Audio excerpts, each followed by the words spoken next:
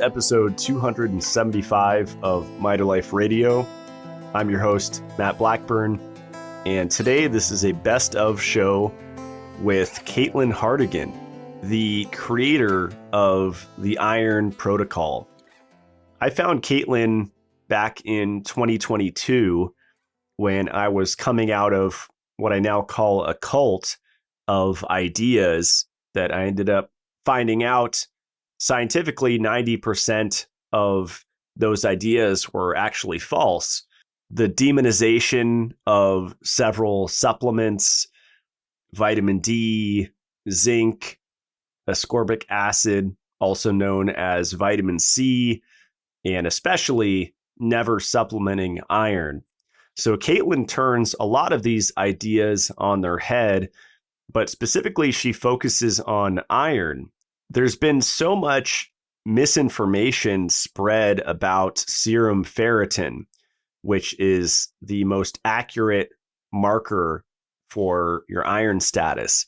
So she focuses a lot on that in this show, talking about how that is an actual reliable marker, because people are being taught and practitioners are being taught in droves to share to their customers or clients or whatever that ferritin is not accurate because it's increased under inflammation. But Caitlyn often makes the point, not everyone is inflamed, not everyone has gut issues. There's just with these really confident practitioners and health educators with group coaching programs, etc., they're very convincing with their arguments because they bring up studies and references, but you have to realize that they're making very broad generalizations, and not everyone's inflamed, not everyone has gut issues. Therefore, serum ferritin could be 100% accurate marker for tissue iron levels. So I'll let Caitlyn describe it better, but I get asked at least once a month, Matt, didn't you used to say XYZ about the things that I mentioned earlier about zinc or vitamin D or ascorbic acid or iron? And this iron piece was one of the main ones. And I thank Caitlyn for breaking me out of this spell.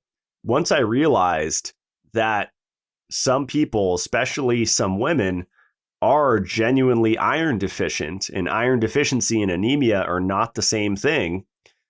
And all of these points that Caitlyn's going to talk about here in this show, it really opened my eyes to get out of that cult mentality and realize that everyone is truly different. And while a woman is finding out her root cause for her iron deficiency, maybe she was just vegan or vegetarian for most of her life. That could be the issue right there. But Caitlyn makes the point that you have to supplement iron if you want to feel better while you're working on the root cause. And I think that message is so important to get out there. And that's why I'm reposting this episode. So enjoy the show. Here is Caitlyn Hartigan.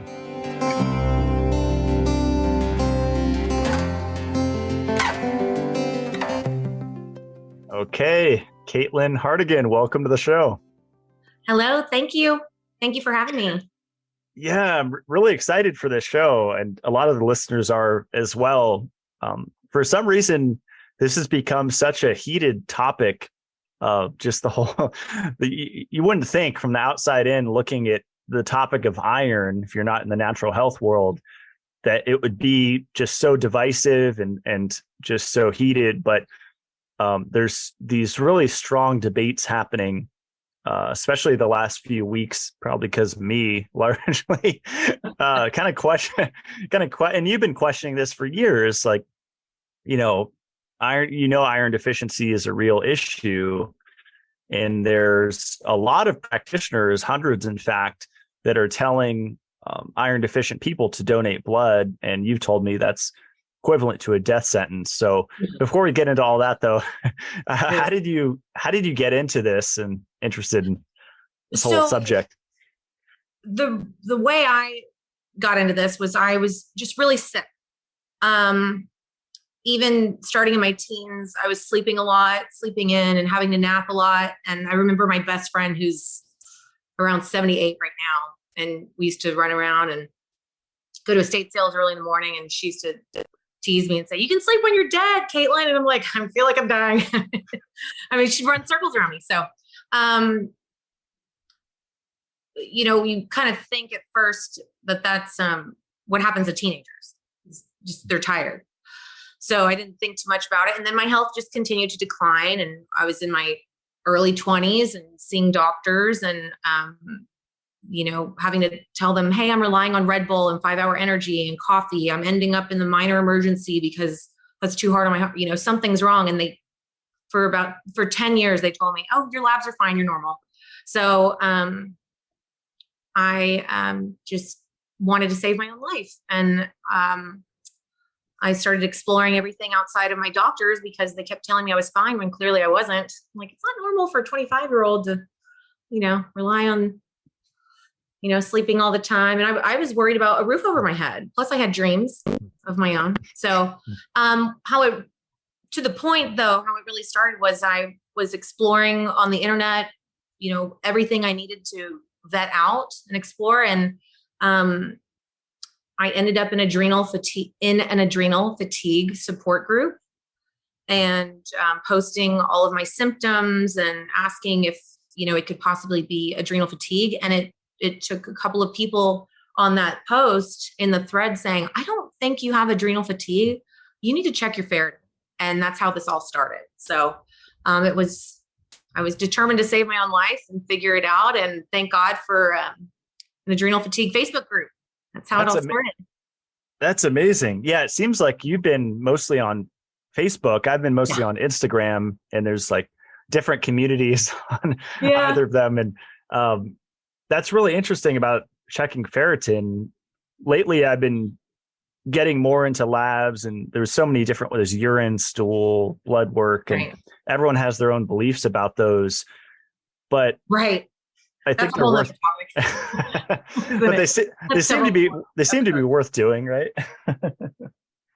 I'm a big fan of testing everything. I mean, I was told I was fine, and especially as a woman, you want to come off agreeable, especially to a doctor, and it's intimidating as well. And honestly, you're just desperate for help. And finally, after years of it, I might have been around 25, 26, and I finally said, in response to them saying, "Oh, your labs are fine, you're normal," I said, "Well, then do other tests. I mean, because you keep doing the same ones. I mean, and you're saying I'm fine when I'm not fine." And they kept telling me I was fine. And even would say, just make sure to work out and exercise and sleep right and eat well. And then finally, at one point, I was prescribed to go vegan as someone who was severely iron deficient since at least puberty. And they would always ask, "How long have these symptoms been going?" I'm like, "Well, I don't remember waking up like a kid like this. I would wake up just dead zombie, not rested. I knew something was wrong." So I'm a big fan of testing everything. I mean, you don't know what you don't know. And for my background in regards to understanding iron deficiency and learning from it, not only did I study everything that was available online for free, clinical articles and studies and whatnot, but I vetted it out with people. So it's just amazing what you can tell, comparing labs before and after different treatments, and also amazing what you can tell when you get a mass consensus of results. I'm really glad you brought that up, because we were talking about that the other day, how there's a kind of an appeal to authority fallacy that's really prevalent now, where people bow to these information gurus, health gurus, because I've been reading studies for 5 hours every day for 10 years. Therefore, I know more than you, bow down to me. And it's like, it's not accurate, because that information, I mean, there's so many layers to it, right? It's like how that individual is interpreting the information you said might be wrong. And I've come across plenty that have used wrong terminology, which completely changes the message.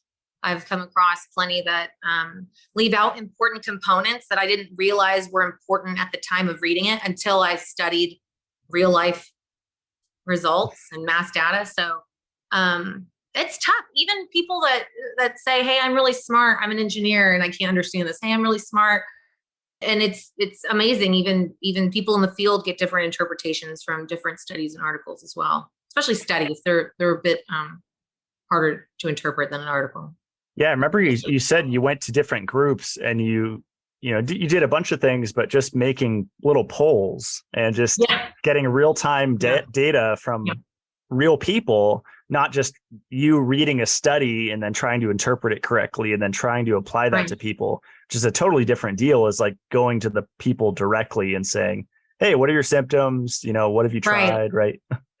Well, and I came to a lot of, at the beginning of my journey of hyper focusing on iron deficiency, I came to a handful of conclusions that were incorrect based on me piecing together logic of within the studies, different studies and articles I would read. And you can really come to erroneous conclusions and just completely incorrect conclusions on your own by doing that. I'm a big advocate for people using their own brains and thinking outside the box as well, and trying to make conclusions and trying to understand things. But I come from a background of analyzing mass data. So, I mean, I was a professional analyst with mass real-time data as well. Not only do I just love that in general, I've kind of done that my whole life, but I was in my profession doing that. But it really is amazing. You can read plenty of things online and it won't list your symptoms, or it will say it does have X, Y, and Z, and you don't have those. So you think, oh, I guess I don't have that. So, I mean, it is amazing when you compare real life data versus published data. And by all means, some of the studies that we read and reference, they're a study of 12 people or 30 people. I mean, you can get a much larger sample size than that in Facebook groups, in social media. It's mind blowing. That's a whole other podcast too, isn't it? The pros and cons of social media, right? And then you could cherry pick studies that fit your narrative. Like I've had some really bombshell ceruloplasmin articles. My girlfriend and I, she sends them to me, and then I'm like, wow, like this ceruloplasmin thing has been blown out of proportion to be this god particle, and it's actually just a protein, that has a really important function, but it's not the end all be all to human health. Not an iron deficiency, at least. But I got excited when you said you and your girlfriend are sending that back and forth, because it really does. Within this journey, I mean, that's a big component of it too, having someone to talk about it with, and go back and forth. That's a large component. And that I see in my group, that's a huge benefit. People vocalize that they have someone to talk to about this, and also brainstorm and learn in different ways. And by all means, when you're sick, when you're really, really ill and trying to learn about this, a lot of my members will try to talk to their spouses about it, and they're busy working all the time and they just get drained by it. So, and that can feel really defeating. So, I mean, to have somebody, I got excited when you said you both talk about it. Why not? Because that's a whole nother component as well. Yeah. That's why the group you have so awesome. And so getting back to your story, like, I think I was of the belief, because it's a very, very, very convincing argument, that nobody could be iron deficient because of a bunch of reasons. But one is fortified iron filings in the cereal, and you have the YouTube video of the magnet and crushing up cereal in a blender, holding the magnet up to it. And people say, oh my God, everyone can't be iron deficient because we've been eating iron filings. But what I didn't realize until actually literally 2 or 3 weeks ago is that the phytates in the Honey Nut Cheerios I ate and Lucky Charms I ate and Frosted Flakes blocked iron, and the calcium in the milk that I megadosed blocked iron. Yeah. And probably the parasites I had, or the malabsorption. I mean, tons of the zinc supplement who knows? I mean, I probably had 5-10 things that were blocking iron. And so just because it's in the food doesn't mean we're getting it, right? That's one. Absolutely. Did you see the list and the guides? Yeah. Mm-hmm. I mean, it's endless. you can't, and a lot of my group members will say, I'm overwhelmed by this. And it's like, you actually don't have to memorize it. Just take your iron an hour before you eat. You're fine with the vitamin C. You'll be good. But some people are interested in learning. And I mean, that list is endless for what blocks non-heme iron absorption. So most of what we eat with the non-heme iron is blocking it usually, much of the time, unless you're high in vitamin C with it. Yeah. And have you looked into the whole, I'm sure you have the iron recycling system, the reticuloendothelial system, and people say all of the iron we need, or most of it, comes from that, 95% of it, and we only need 1 milligram by mouth orally. But we would create a true state of iron deficiency if we only got 1 milligram of iron, like net absorbed iron per day, right? Yeah, because you're also excreting it. Right. I'm talking out loud right now for the first time in my life, apparently. I mean, you lose iron in sweat. Women lose iron in their menses. And that's a big argument I've seen on social media that, oh, well, typically women only lose like 3 teaspoons or tablespoons. Well, have you looked at the number of women with heavy periods? Did you know the term heavy periods has a clinical term that I can't pronounce out loud? Kind of, studying all of this makes me think of my fellow millennials may appreciate this. When we all were first reading Harry Potter and we didn't know how to pronounce Hermione, kind of like that. And then we heard it out loud for the first time in the movies. Meringue, how do you say that? Meringue, the heavy periods is a clinical term, and there's a specific amount for heavy periods. It's at least 80 milliliters lost in total within your period. So what's interesting, what I realized hearing all these different influences and opinions on iron, you really can vet every statement out.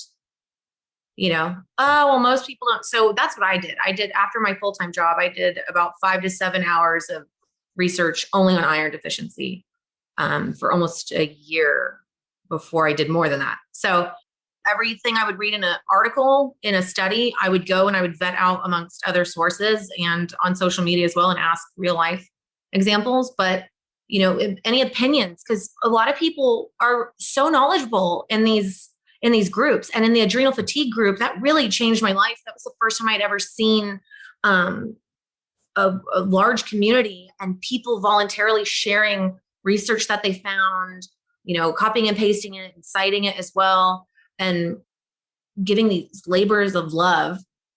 I sent a video to you, and I'm a YouTube lecture, and I'm sure you get stuff all the time. And it was the John Adamson, MD, iron deficiency, more than just anemia. I thought it was a great 40-minute quick lecture there. And it was just a kind of a great overview of it and kind of a little bit of the complexity of it. And he was saying by far, animal flesh or red meat is the richest source of iron. Yeah. And I think back to growing up, like I was kind of vegetarian just because I thought meat was gross. I don't know if it was the, cartoons I watched growing up, and, but also kids with textures and tastes, Right. Yeah. Just being a kid anyway. Right. I was more like a chicken nugget kid for like 20 years, A lot of people are. Right. Yeah. Yeah. Now I love steak and I love, bison and stuff. But, for the first really 30 years of my life, I didn't eat much red meat at all. And that's kind of scary to think about because I was like a C, B student. And I remember experiencing so much brain fog and almost failing math class multiple times and just feeling like my potential was so much more, which is another aspect to fatigue, right? Like when you it's so frustrating because you're like in this box and you're like, okay, I can see especially kind when of you're ambitious. Yeah. Right. And you have dreams and your capabilities, but you're physically blocked, whether it be mentally or physically unable to, but you can. And then there's the whole emotional component that comes with that, with the many failures that come with that. That was me. Yeah. Like really depression and anxiety too, right? Yeah. I mean, it's a big deal. And I think just that myth that, only pigeons in this one experiment had true iron deficiency ever on this planet we're the only animals. I think that's kind of a dangerous assumption. Especially when people are getting better on iron transfusions and iron supplements, which I'd like to get. Let's just jump into the whole ferritin thing, because that's like the elephant in the room. People say ferritin is only one aspect to it. It's not an accurate marker. Mm-hmm. You want me to dive in? Yeah, let's do it. Ready to roll? So it's been documented throughout many, many different studies and articles that ferritin is the most specific indicator of iron deficiency, with the caveat that it's when the presence of inflammation, fatty liver, anything that could quote unquote falsely elevate it. It's not really falsely, but for the purposes of iron deficiency determination, falsely elevate it. So ferritin can rise when the body has inflammation, fatty liver, hyperthyroidism, any malignancies, obesity. Yeah. So especially when it's under 100, it's more of a useful diagnostic tool for iron deficiency. And mind you, when I'm speaking, I have no clinical background training, I have no medical training. This is just somebody who wanted to save her own life. Sometimes I feel like I had to recreate the wheel when it comes to iron deficiency. But what they did many, many times over, this is something you all can find, anyone can find online in different studies, is their bone marrow staining and bone marrow biopsies of the iron within there. So it's been deemed in the clinical realm that any ferritin under 100 can be an iron deficiency and can cause symptoms, along with a transferrin saturation of less than 20%. So those are possible iron deficiencies. Really, if you have transferrin less than 20%, I think it's an absolute as well. But anyway, and it's been deemed that a ferritin of 30 and below is a clinical absolute iron deficiency. That means you don't have to look anywhere else to know that that body is iron deficient. It doesn't have enough for full body systems. So iron is responsible by tens of enzymes that are required for over 180 biochemical processes. So what happens is when we don't have enough iron, the body starts rationing how it spends that iron. And the ferritin is the storage, the safe storage of iron. It's the iron is bound to the protein ferritin. So it's the safe storage of excess iron. But what seems to be lost or isn't taught for doctors is that the body makes decisions based on how much it has in savings, how much it has in storage. So especially when it's below 30, it's been deemed this is an absolute thing. It doesn't have enough to fully create all of those enzymes and tend to those over 180 biochemical processes. What do you say to the people, and I think you sent me this, about ferritin, the ferritin test not being accurate because it's an intracellular, it's supposed to be in the cell, but we're measuring it in the serum, therefore it's not accurate because we're not looking in the right place. Have you heard that argument? Yeah, it is intracellular. And when we dive into Googling ferritin and vetting all of this out, you can see it says that you can't get like the absolute ferritin because much of it is stored in the liver. But what is reflected in serum has been proven to be a direct correlation and a mirror image. So it's as accurate as it can. I mean, if you can't get the exact thing, you want something that's reflecting the exact same thing, right? And the thing that convinced me was going into all of the different iron deficiency groups and seeing it myself.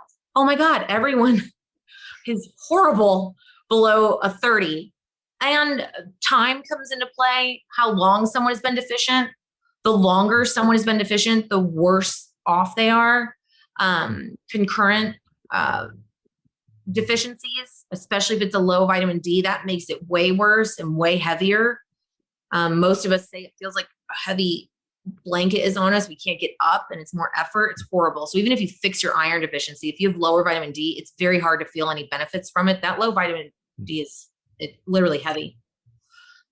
Yeah, I'm glad you brought up the vitamin D, because that's what you made me think of when you were saying it's a mirror to the liver, because the 25 OHD test, D3 test usually, that kind of reflects the liver stores of it too, right? It's kind of a similarity there. I'm not an expert on vitamin D, but it's been extremely relevant because most people with iron deficiency are low in vitamin D and B12 as well. So I don't remember that, but I do know about the storage of vitamin D. When that one's lower, that's just cruel. Especially, it's usually really cool. Now, mind you, the way I'm speaking is in generalities. I've seen a small handful of people say, well, I've had a ferritin of 10 for 18 years and I felt fine. You either have really good genetics or maybe some bad genetics that are managing differently, that are working in your favor, or you don't have as many other deficiencies as well. So it's definitely possible that somebody with low ferritin feels fine. Now, the consensus in my group, because we're all about learning and absorbing, especially from each other and experiences and analyzing, is it's kind of funny because when I allow those posts through that say, oh, I think I feel fine. I don't think I have any symptoms, but by all means, I haven't read the over 50 plus symptoms that there are. Most of my members say, don't make yourself wait for the crash. There's a crash coming. So there are some people that feel fine with a lower ferritin. It has been proven in my group, at least, based on the activity, that there's a high likelihood that there could be a crash coming soon, or a buildup and then also a crash. So there's definitely people, and same with vitamin D. I've seen some people say they feel fine. But usually, especially if the vitamin D is lower than 20, the storage, it's so cruel on the mind. It's so harsh. It's a dark, dark, cruel. And by all means, I'm a big believer that probably just about any nutritional or mineral deficiency will at least cause anxiety, let alone some will cause depression, because your mind needs these minerals and nutrients. But it's a different type of dark with lower vitamin D. It is than the other types of deficiencies like low iron and B12. And low B12, a lot of people even hallucinate. That one's kind of I don't want to say the term crazy. That sounds really insensitive, especially for the topic at hand. But it's a wilder depression and mental challenges. Anyway. But well, I don't remember about the reflection. I don't remember that. I like that you bring up the physical emotional connection, because I think a lot of people with true deficiencies are like gaslighted and then say, just do EFT or just do some emotional work. It's all just trauma. Maybe just chug some ayahuasca and you'll be cured. Right. Don't fix your vitamin D deficiency or iron. Right. And it can be, it's not to invalidate that. It's just, if you ask any doctor the amount of time they spent on nutrition, we have plenty of doctors and medical professionals in my group, and they say all the time, we didn't learn any of this. We didn't learn half of this. We didn't learn any of this. We only spent 1 semester on nutrition. So by all means, it's not to invalidate any trauma that anyone's been through. I've been through trauma myself. I have CPTSD. It's just that deficiencies will exacerbate it and make it so much worse than we have to endure. And there's legitimate suffering, and that comes into play with not only just mental, but how that affects your daily life and how you apply yourself and keeping a roof over your head, let alone enjoying life and your quality of life. So the whole mental and emotional aspect is huge. And everyone in my group, we all agree, wow, especially after people have been there for a week or two, they start realizing things from the guides and the activity. Wow, I've been on antidepressants for 20 years and anti-anxiety medicine for 15 or 20 years. And it's been debilitating, or it impacts my quality of life. It impacts how I interact with my children, and how I am active in my life. And they say mass consensus after analyzing everybody's activity and, articles. Wow. If I would have just had this checked out beforehand, maybe all those different types of antidepressants would have worked better or worked. I've had my whole life since I was 17, 18, 19. Oh, you're fine. All your labs are fine. You're just depressed. I'm putting on Lexapro. Oh, well, I've been on that. Okay, well, I'm going to put you on this. Okay, I'm willing. I'll do whatever you want. You're the doctor. You know what you're talking about, So I went through 10 years of that and it not helping. Wow. Yeah, it could be both. That's the issue I see in the natural health community. Something I try to always shed light on and emphasize. It's like, it's not, iron overload and iron deficiency can exist on the same planet, right? And like people could have trauma and deficiencies and they could both exist simultaneously. It's usually not just all emotional trauma or all deficiencies, both. Mm-hmm. I mean, the body's a complex ecosystem. It's a lot going on. Mm-hmm. It's very hard for any just one thing to only and always be going on, Mm-hmm. Yeah. And you brought up genetics too. It's funny, the episode, a couple before this, I interviewed a guy that created this like AI algorithm website called Self Decode, where basically analyzes like 83 million SNPs in your genome and will like easily spell out whether you have higher needs of a vitamin or lower needs or whatever. But what's so cool is you can search the gene, whatever it is, and whether it be VDR or an iron gene, and then see how many bad copies you have. And it's all probabilities, nothing's 100% accurate yet, at least. But that's the key understanding is that let's talk about it's highly likely, highly probable, or there's a low probability. It's not absolute. And that goes for a lot in health. It's a good point. Yeah. Yeah. Because the vitamin D topic, it's like no one's deficient, where I used to be in that camp. But it's like, what about VDR mutations or DHCR7 mutations, which I have? I'm heterozygous mutation for that. Or the SLC11A2, I highly recommend people look into. I sent that to you, and that's the one that's responsible for DMT1 function for intestinal iron absorption. Yeah. And I have like 16 out of 20 bad copies of that. So I want to do a deeper dive with like a geneticist to figure it out. But according to my labs, my symptoms being destroyed after 2 blood donations, I feel like it seems accurate. Like it seems like I haven't been absorbing iron. So are you saying you felt that after the 2 blood donations? Yeah, so we can kind of go on a little case study right now. But basically I was, doing a lot of beef liver, bison liver, elk liver for the last 2 to 3 years. I mean, almost daily, just megadosing copper retinol. That's my whole problem in life. I'm just retinol and copper deficient. That was my religion for the last 2 or 3 years. Had you tested copper RBC or vitamin A palmitate? I tested, vitamin A. Either of that? Vitamin A came up high, but not like overloaded high. Like my needs are higher based on my genetics. So I think retinol or for palmitate. Do you know? It was for retinol. Mm-hmm. So palmitate's the storage of it. Okay, yeah. I'll have to test that.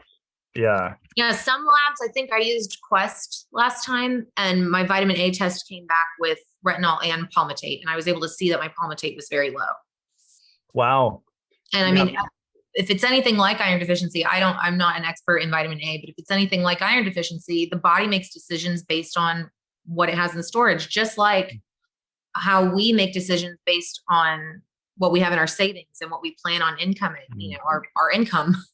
So, if all of a sudden we lose everything in our savings, what do? We freak out and we think, okay, how much am I going to have coming in? And we start budgeting. How much am I going to spend on gas? How much am I going to spend on rent? How much am I going to spend on my mortgage? Whatever it may be. And the body does the same thing. So if vitamin A is anything like that, which I don't know, my vitamin A palmitate is undetectable. That's a really good point. Wow. And since you mentioned that, defining terms, I heard it mentioned by the Adamson guy that ferritin is like your savings, Yeah. Serum iron is like your checking account. Yeah, that's what would transferrin be? I've asked my group about that because we all joke about the brain fog we have. And the thing with iron deficiency is the longer you've had it, the longer it takes to recover. You don't feel better just because you get your number correct. So I was deficient over 15 years. So I'm in my 3rd year of recovery and healing. But that's funny. I'm like, what is it? The bus? And it would be the bus, really. Transferrin's the transporter of iron. So its job is to look for any iron and attach to it. It has a high affinity to toxic iron, to Fe3. And so especially when you're absorbing, the body has different systems where it changes from iron 2 to iron 3 to iron 2 to iron 3. And the transferrin has a high affinity to, I think Fe3 is the toxic one.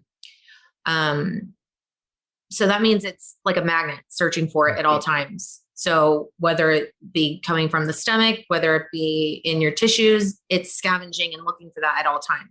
That's its job, to take it, to transport. The transferrin is the transporter, to transport it wherever it needs to go.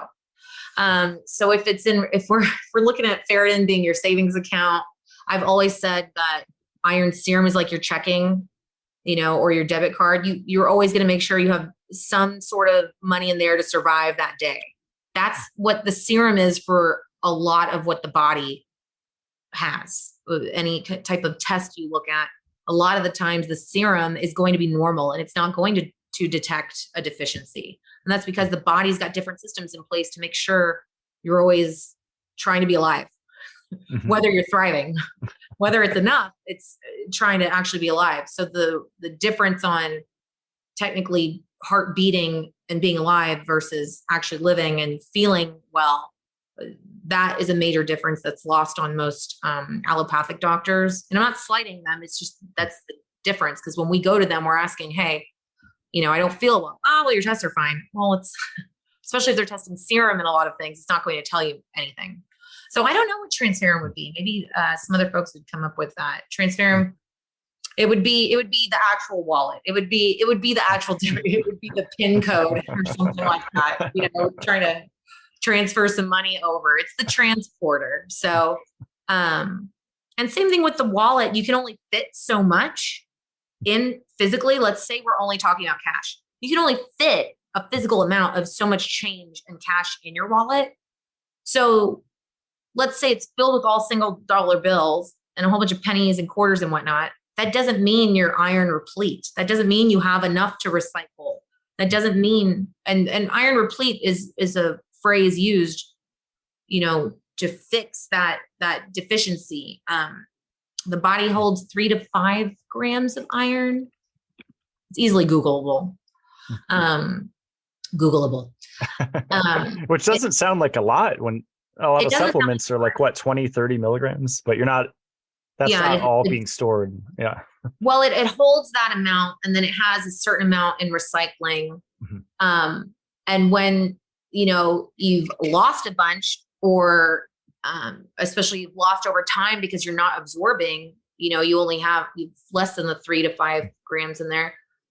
You're not iron replete. So for that phrase, but anyway, I don't know what a transferrin it's the transporter. The ATM, maybe? No, it's not. Yeah, maybe it's the physical wallet, whatever. Transporter. And transfer the money. I think we were messaging about iron being like stuck in the tissues. Is that something that you've dove into? Yeah, especially on the gene topic. I have the hereditary hemochromatosis gene mutations. I'm homozygous, meaning I'm clinically highly likely to iron overload. So you can imagine the emotions I went through of 10 years of trying to find my problem or problems, and finally discovered my ferritin's an 8, and doctors even blow it off and say, it's right on the line, you're fine. It's just storage, it doesn't do anything. It's just storage, it doesn't do anything. Which makes sense when you think, oh, it's just storage, so it's not doing anything. But they're remiss because they don't realize that the body makes decisions based on what it has in storage, just like we do. It makes perfect sense, budgeting and rationing. So you can imagine what I went through finally and missing out on my prime of life, and having a tough time trying to keep a roof over my head and working and going through college and just trying to make it, day to day. And I realized that ferritin is probably my issue. And then months later, I realized I have the gene mutations saying that the treatment that I need is going to kill me. So I dove into that. I'm not I wouldn't call myself an expert on overload, but I'm highly educated on the topic because I had to weigh out, do I want to die from this or do I want to die from that? What do I want? Would you say one's more prevalent than the other on planet Earth? Iron deficiency. Yeah. Well, and this goes into the causes topic that we were talking about earlier. Being a woman, you're highly likely to become iron deficient. Why? Because of the periods. But then there's an argument, oh, you only lose so much. Tell that to a woman that goes through 8 tampons a day. Tell that to a woman who uses a Diva cup, which measures usually, I think, 20 milliliters, and they empty that out 8 times a day, 10 times a day. That's in one day. That's not a week long. And then a lot of these women are suffering from over week long periods, 2 weeks, 3 weeks, and they're frequent. So I've even seen some women say, don't even open your mouth if it's a guy saying, oh, most women only lose. Well, tell that to the millions of people that have endometriosis, PCOS. How do you pronounce the other one? Adenomyosis. I don't think I'm pronouncing that right. Adeno. But this is all things that you can Google and quantify. There's a number for how many people have heavy periods and how much those periods add up to. And then you can even quantify how much iron is lost in those periods. I mean, this is all math. It's not opinion. It's not secret that can't be tested. It's totally quantifiable and measurable. So when it comes to the iron in the tissues, I have the gene mutations. They basically mismanage my iron, and I'm clinically highly likely to overload. And I've had 3 infusions. I've been taking iron for 3 years. And if I end up overloading, and getting cancer from tissue in my iron in my tissues, that's not going to happen for a while. And by all means, I would prefer a higher quality of life where I'm actually able to engage in life instead of having a quality of life of 0. And maybe it lengthened out and I'm just laying there. And the most common thing I hear, and the majority of them in the group are women, most common thing I hear amongst everyone is it feels like I'm dying. And it does. And it's not a dramatic thing. And most of us are gaslit by doctors and it's just a hysterical woman. I mean, and so they're like, just tell them it's depression, anxiety. I mean, that's things that we're going through lifelong. And meanwhile, then they start learning about iron and start taking iron correctly and safely and sufficiently. And, oh, wow, I'm feeling much better. I wasn't crazy. I wasn't just a hysterical woman. But with iron in the tissues, like I said, transferrin's job is to take iron and magnetize it. It's got a high affinity to it. It attracts to it and binds to it and changes it to safe iron. And it's transporting iron safely to where it needs to go. So that's measurable as well. On the iron panel, you can look at your total number of transferrin, and you can look at your amount of transferrin currently doing their job bound to iron, transporting it where it needs to go. So when I first got those results of my percentage saturation, that's what I'm referring to as the iron bound to transferrin being transported. When I first got that, I didn't fast before my test because my doctor didn't tell me to, and he said it didn't matter, which is wrong. And it's really important to understand that because it changes how you interpret the results. So my saturation came back at an 89%. And I thought, saturation percentage, that's good. I want 100% absorbed. That's what I thought. It was like absorption or something like that. I was like, I want 100% of my iron absorbed because I'm iron deficient and I need all the help I can get. I'm desperate to feel better. And he kind of chuckled, but he's like, that's not really how it works, but he couldn't explain it. And he goes, I'm going to test you for the hemochromatosis gene mutations. And that's how, and then it came back. I'm homozygous for them. And he came back and diagnosed me incorrectly, misdiagnosed me with overload. So overload, for those that may not know, overload and hemochromatosis are the same things. It's the same word. So if you hear the term overload or unbound toxic iron in tissues, that means overload, which means hemochromatosis. Hemochromatosis can happen simply from diet and over time. That's why men over usually 50 are usually more at risk for overload, because it's a buildup of over time. So all men need to get their ferritin checked and their saturation checked, their iron panel. So now that makes me want to describe the iron panel, but I'll stay on topic for now. But hemochromatosis can happen through diet, or it can happen through the gene mutations that make you more susceptible to developing it. So there's something called hereditary hemochromatosis. So you don't have to have the gene mutations to overload. However, if you have the gene mutations, it makes you clinically highly likely. But if you talk to anyone with overload who is experienced with hemochromatosis and overload, they'll tell you about 90% of those with the gene mutations don't ever develop iron overload. Wow. And I'm a prime case in point. I was deficient for over 15 years, at least, if not my whole childhood. So, that's another thing too, to think about. If the majority of people with clinical predispositions to developing overload don't, what's the likelihood that I have overload? Being somebody else that doesn't have the gene mutations. So you can prevent that.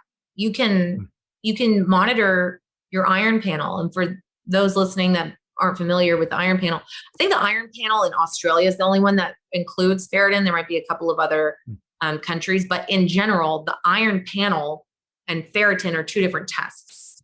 So that's part of the problem as well. Most people with iron deficiency are not getting diagnosed because they don't ever get their ferritin checked, because the doctors don't see the need, because it's just storage in their minds. Right. So the iron panel itself has the iron serum, which is essentially useless unless you know how to utilize the test and prepare for it. It comes with the percentage saturation. It comes with the transferrin and the iron binding capacity. So, if we have unbound iron in our tissues, then that would mean that our fasting percentage saturation would be high at all times. And that's because the transferrin would be constantly at work, finding and scavenging and binding to all this toxic iron and transporting it where it needs to go, usually storage, since it's the safe storage, safe place to put it. And there's no natural way to, get rid of it other than sweating, really. So if we did, we'd have that. We'd have high saturation. Intestinal bleeding though, right? I mean, I've been diving into the whole colon cancer. That's what the Adamson guy said. He said, it's colon cancer until proven otherwise. If especially men have intestinal bleeding. Wow. But hookworm, the book I'm reading, said 700 million people on the planet have hookworm infection. That's a lot of people. That's like right. That's like a crazy deal. Yeah. Yeah. Yeah. So ulcers, colitis, Crohn's, IBD. Yeah. I mean, women tend to have iron deficiency more, but men could have it just as easily, right? Yeah. We have just over 4% men in my group, but most men are not as eager and keen to get different testing and jump on a health Facebook group. But anyone can get it, especially if, sorry, Luca wants to be the star. Sorry. Okay. You're a good guard dog. Come back. So anyone can have, some sort of intestinal bleeding, and anyone can have some sort of, something that eats iron. There are different viruses, different bacteria, different parasites. And not all of them eat iron, but A lot of them do, and you can actually vet that out yourself and look up which specific one you have and find. I mean, it's amazing. I mean, I can't imagine, in the 50s and even in the 90s, we weren't able to just Google everything and have everything at our fingertips. This is amazing. I mean, imagine only doctors could keep this information, and we were at at their whim of however they felt like treating and whatever they felt like saying, which is how it's been historically. But we have the tools now. We have access to a lot of information that we can use. So usually when there isn't an obvious reason for the iron, if the doctor knows how to diagnose iron deficiency, which most don't until it's too late. And I'm not angry. I am angry a bit, but I'm not speaking angrily. I'm not slighting them. I'm speaking technically. Most do not know how to diagnose iron deficiency, and most until it's way too late, until it reaches the anemia stage. And that's another point. But if there isn't an obvious reason for the iron deficiency, it's very common for the diagnosing physician to order a referral for a GI to look if there's a bleed or if there's H. pylori, in the stomach anywhere. So that's common. But it's common practice to be referred to a GI because of all of those reasons for iron deficiency, which can often be tended to, which is exciting, Oh, yeah, I'm curious. I think there's a COVID connection. I mean, there's a COVID connection with everything, but like the hepcidin. COVID eats a lot of your minerals and nutrients. Right. And I mean, one question I've been having is like, candida and sugar. That's like, people have been talking about that for decades in the natural health community, right? But some podcasts that I've had, some people have made the argument and said, well, when you restrict the food sources of candida, like you just go keto, then it gets angry and gets aggressive, and then it really starts causing more issues. And I wonder if that's the same thing with like this whole concept of like starving the hookworm, or like you said, the viruses, the bacteria. If you just take away, let me take away as much iron as I can from them, but then you suffer. I've just been kind of meditating on that and wondering. Yeah, if that's a common topic within our group that we educate over, that because I have a long list of causes that include all sorts of different bacteria, viruses, parasites. And, it's known within my group that some of those can feed on iron. So therefore you're feeding them and growing them. So you may not want to take iron while you have that going on. And COVID's been a big topic because certain viruses feed on iron. And we have found that if you test really soon while having COVID or just having COVID, you often still are suffering from the inflammation. So your ferritin is often sky high or higher. And then if you wait several weeks to months afterwards, whenever your inflammation is down, many people, I don't want to say most because I haven't analyzed the millions of people with COVID. So let's look at where I'm getting my data from. I'm analyzing those with iron deficiency, but many with COVID are experiencing a severe drop in their ferritin. And so we're realizing that it does feed on iron. And so that's a debate. That's a personal debate that we're seeing within my group. Here's the information. It will be feeding it. If you're giving it iron while you have COVID, it will be feeding it. But we're seeing plenty of members say, my iron deficiency is killing me. I can't make it to work. I can't feed my kids. I can't bathe my kids. My husband's resenting me. I'm losing my life. And I can't afford to not take this iron. And so we're actually seeing a handful of members say, I'm on the iron right now, or I took the iron during COVID. I got over it fine. And I wouldn't recommend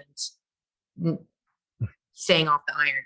So we, reiterate within there, it's a personal choice. Like, here's the information, do what you will with it.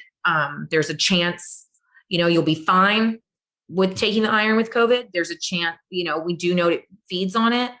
So it's really just a personal choice, but it is interesting. There are plenty of viruses and bacteria that feed on iron. Yeah. I mean, you need energy to heal, right? And to fight stuff. That's my mentality. So yeah, you need the energy to heal. You need your immune system to heal. So we're seeing that, and there's all sorts of studies on different parasites and viruses that, I think that I know one of them I read, a village in Africa. They were either anemic or they weren't, but they were iron deficient and they had fewer cases of malaria, because it didn't have the iron to feed on. So it's a benefit in that regard. But if you're not worried about malaria, it's a personal choice. Do you want to be living? And is the iron deficiency affecting you so strongly? Right. Do you want to be treating it or not? There's pros and cons to everything with the body. It's an ecosystem, and so many things are going on that we don't know are going on. Yeah. I was reading, Robert Crichton was saying in his book that cytokines can cause low serum iron and low transferrin saturation. So like, it seems like it can go both ways with inflammation and infection, where it could either push down the numbers to deficiency or push them up. Right. Well, with the inflammation, what usually happens is the hepcidin rises. That's our body's natural defense to absorbing too much iron. So we start at ground zero in the morning or middle of the night morning. And as the day goes on, we increase our production of hepcidin or expression of hepcidin, which blocks iron. So what happens with inflammation is that the hepcidin skyrockets and the body sequesters all the iron it has and puts it into storage, which is the ferritin, which is why you see the sky high ferritin. So being that, if it's really sequestering almost all of your iron, which would make inflammation much, much worse. A lot of people with inflammation find that they don't have inflammation after they supplement with iron. In my group, they're saying my joints are much better, this and that. And then some of them are saying it's worse now that I'm supplementing with iron. It's probably because they're depleting another cofactor. Like I said, the body's an ecosystem. Some things are going on that we don't even know are going on. But so often you'll find the iron serum and the transferrin saturation low only because it's sequestered everything into the ferritin. Interesting. Mm-hmm. Yeah, that is it. I've been saying hepcidin. Is it hepcidin? Is that how you? Who knows? Hermione,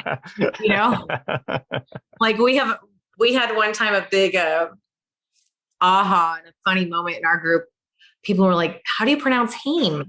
Heme. I say heme. I'm from the UK. I say heme. Blah blah blah. And I'm like, it's like hemoglobin. And then we realized my mod says hemoglobin. I'll never let her live that down. That was really good. But for those that may not know, because I mentioned non-heme right away. But there is a difference between heme and non-heme. So iron has two different kinds. There we go. That'll be a good segue to make sure since we're talking about it, I want to make sure people know what we're saying and how to register that. So iron has two different kinds of iron. There's heme, which means it's coming from an animal. It can't be replicated. It's coming from an animal, like the bison, like organ meats, whatever it may be. Heme, coming from an animal. Non-heme, it's not coming from an animal. So it's coming from plants, it's artificial. That's what it means. Heme, non-heme. And you can think of heme if you want. You can think of, like I was just referring to, hemoglobin, if you feel like it, that makes you think of, something bio. Heme is from an animal. The absorption rate is completely different. So with heme iron, it's been recorded and discovered that it's around 35 to 45% absorption rate. So if you're eating a steak and it's got, 20 milligrams of iron in it, you're typically only going to absorb 35 to 45% of that. It's got a different absorption set of mechanisms than non-heme. Non-heme iron, you will absorb anywhere from 1 to 15%. So if you're eating cereal that says it's a great source of iron and it's really got, how much do your Cheerios, you said Cheerios have, how much do those have? 9 milligrams, 8 milligrams, something like that. Let's say it has 15. Let's say it's some pumped up one. You're really only going to absorb 1 to 15% of that, especially that big difference, 1 to 15%, is especially because so many things block non-heme iron. So with heme iron, the only thing that's been recorded, and it's not as well discovered. It's not as heavily studied as the non-heme iron. So we're still learning so much about it. But the only thing that's been recorded, and also what's nice is in my group, the only thing that we've seen as well, it's matching what we're reading. The only thing that's really blocking the heme iron, the animal iron, is calcium, heavy calcium. And it's up to a certain amount of calcium. You can look in all sorts of different references and Google that. I think some say 150 milligrams of calcium and some say 300 milligrams of calcium. So that's only one for heme, so far as we know. And so far in my group, consistency wise, that's all we can tell. With non-heme, the list is really endless. And I do have the list up there in my guides. I mean, it's endless. Like you said, phytates, oxalates, zinc, magnesium, manganese, calcium. So, the milk you're eating your cereal with, I mean, it's blocking the majority of the iron. So it's actually very hard to absorb a lot of the non-heme iron. So that's why in the iron protocol, we educate for optimal absorption. You take your non-heme, if you're taking non-heme iron or eating non-heme iron, if you want to go, a diet based, for optimal absorption, you take your non-heme iron with high dose vitamin C or lysine. And the high dose, when I'm referring to high dose vitamin C, we say at least 1,000 milligrams of vitamin C. And that's for a reason. You can absorb much more iron with just 250 milligrams of vitamin C, even just 500, but we have seen a significant difference of lifetime of a difference with 1,000 milligrams or more of vitamin C. And what that does is if you Google it and you go down the rabbit hole, you'll see that high dose vitamin C or vitamin C decreases hepcidin expression. So it decreases what blocks naturally in our bodies the iron absorption and massively increases absorption. And we've seen arguments, well, hey, I'm confused about this because this research paper says you can only absorb up to 250 milligrams of vitamin C at a time, and the body, just pees out the rest, and it's useless. And, that actually could be a waste of money in supplements. Okay, well, we're letting you know what we've seen is a big difference in gains, monthly gains of raising your ferritin, of 250 milligrams of vitamin C versus 1,000 or more.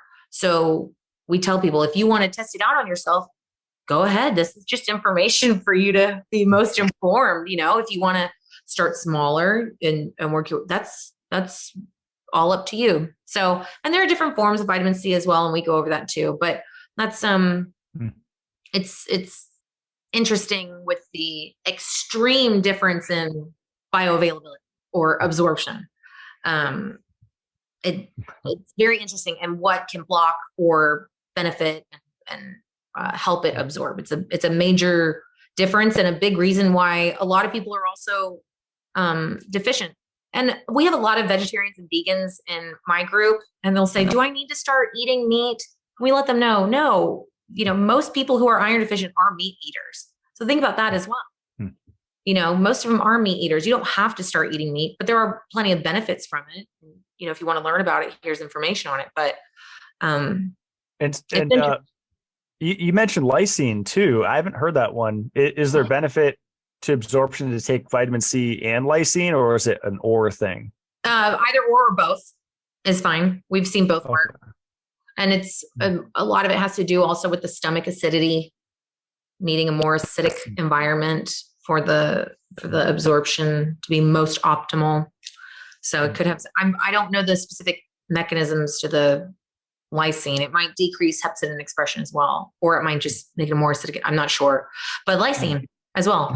People don't like to take vitamin C for a number of different reasons. And we go over those as well in the group too, but lysine's a alternative. Interesting. Where do I want to go after this? It was a lot of places. There's a lot of places we can go.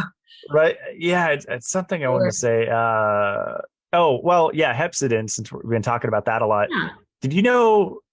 So I've been there's actually some great YouTube lectures. I love finding good YouTube lectures.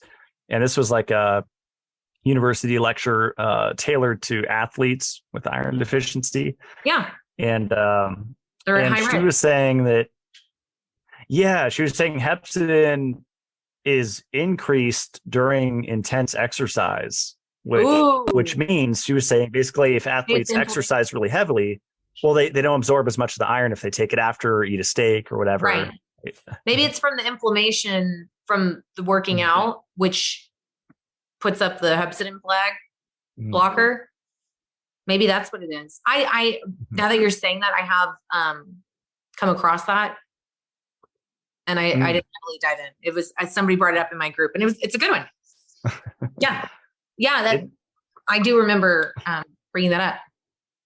And then the other thing I wanted to ask you too, one of the listeners said that delayed cord clamping, like the umbilical cord after birth, I guess that's a big cause. I mean, her theory, and I don't know how much research is behind this, but that a lot of people are iron deficient at birth because they, it's a business in the hospital, and so the doctors just want to kick the mom out and get to the next one, and it's like a money making thing, right? And so that's why they clamp the cord fast. When I think within somebody's 30 seconds or something insane, when some moms let it stay for like 30 minutes, ideal, or 35 minutes. I've heard different things.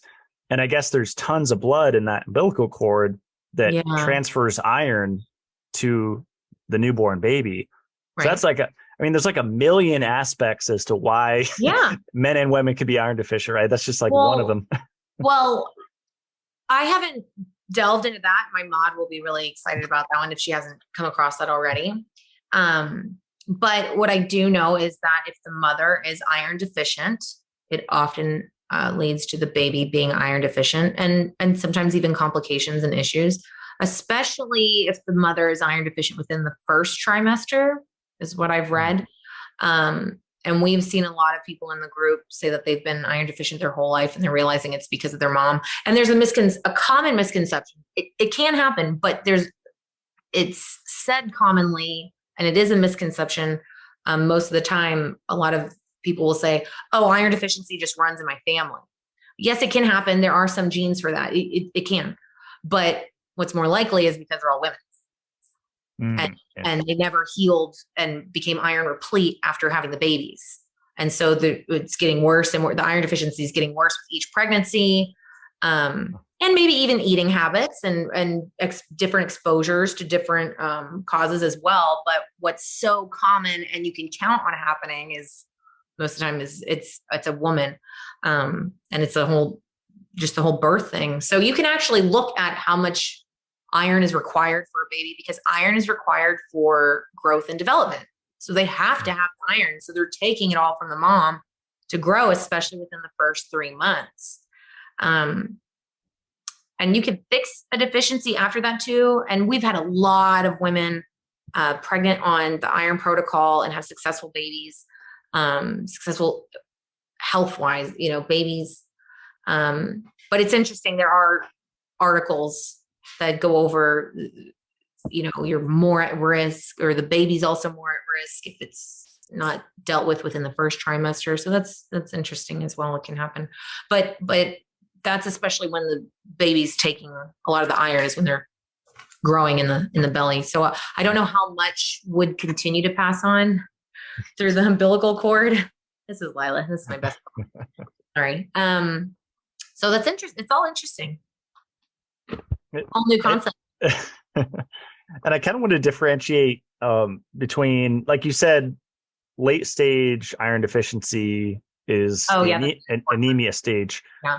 And so, like in my recent test, my hemoglobin was normal, but I was iron deficient for my other markers. And so that's kind of like mild or early stage, whereas anemia is you have low hemoglobin too, right? So anemia, if you Google it and you look up the term anemia, it means insufficient red blood cells. And so when you get your CBC or complete blood count test back, the top half is usually all RBC markers, red blood cell markers, which includes hemoglobin, the size and width of red blood cells, and also the number of red blood cells. So all your red blood cell markers are at the top half usually of the complete blood count test, which is usually standard testing. Usually everyone has that done.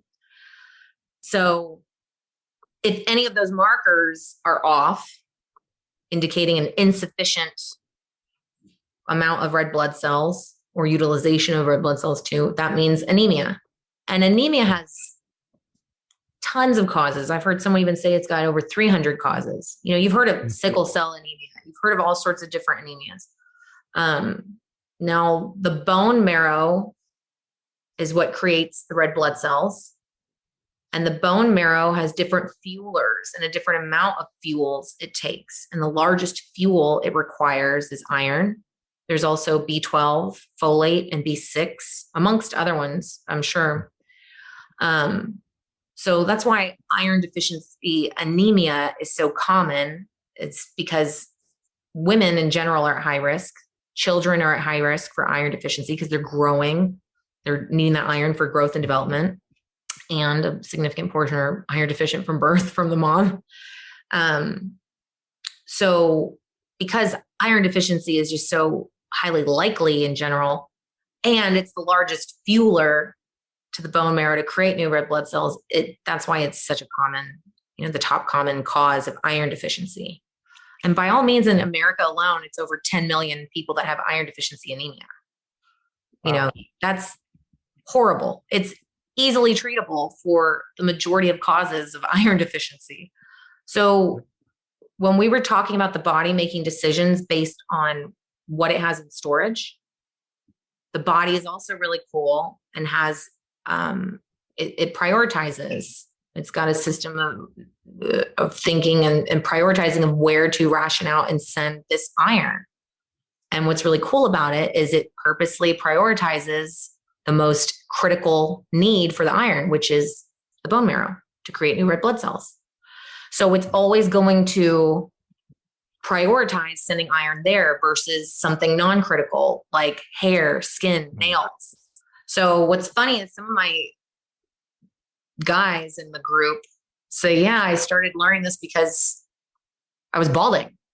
And I'm like, go you, because a lot of people just don't dive into, and male pattern balding is kind of an expected and normal thing anyway. I'm like, that is so cool that's what started your diving into this. I love that. So, the body will, some articles I've even read say that it pulls iron from the hair. It pulls it out of the hair too, and nails and whatnot, and skin.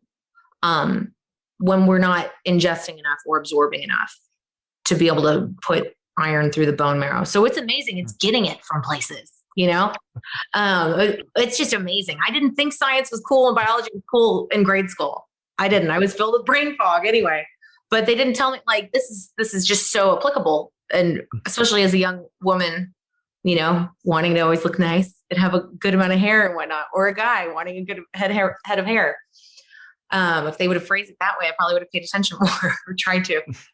But so with anemia and iron deficiency anemia, iron deficiency anemia doesn't happen until all of those, remember I said over 180 different biochemical processes are rationed out, and some of them are even essentially shut down. They're not sending iron there anymore. We had one woman in our group share on her forearm, she had all these lesions. And she posted the photo and she said, all I'm doing is the iron and the vitamin C. And I had normally taken vitamin C, we all know vitamin C helps wound healing, but I think she was taking the heme iron, so she wasn't taking the vitamin C. But she was sharing, these lesions are randomly healing.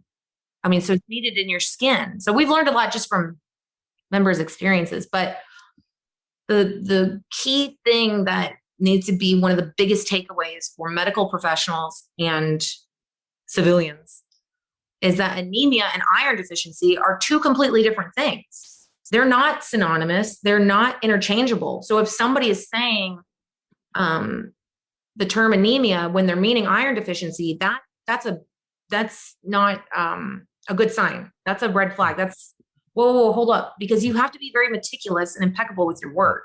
You have to be, because it changes the connections you make and decisions you make and understanding of all of this. So anemia and iron deficiency are not the same thing. Anemia is insufficient red blood cells. Not enough, too small, maybe even too wide. low hemoglobin, insufficient red blood cells caused by many, many, many things, including iron deficiency. Iron deficiency, the most specific indicator of iron deficiency is a ferritin of 30 and below. That's when your storage is depleted. And you think about it, if you're working and you're having to rely on your savings to make ends meet, your savings is depleting. That's a good status marker, a good gauge of, oh my gosh, I used to have, $10,000 in my savings. And it's 8 months later, and I know I've been taking a lot of those savings, and now I only have $500. We're having a deficiency here in my income.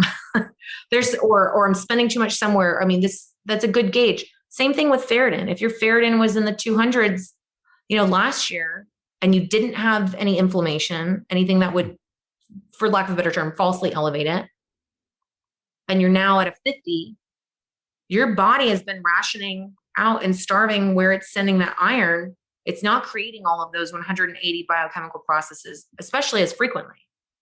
So even if it's from 250 to 100, you could be experiencing different iron deficiency symptoms because what your body's doing from the drop. Does that part, yeah, because that's one thing I wanted to dive into the testing, because I think that's going to be one of the most common, post-interview questions is people are going to ask, well, how do I find someone that's going to interpret my iron panel correctly when there's all these factors? With the variables involved, like chronic inflammation, because some people would hear this interview and say, well, how do you ever get an accurate reading of an iron panel with true numbers if most people are inflamed because of chronic deficiencies of various things?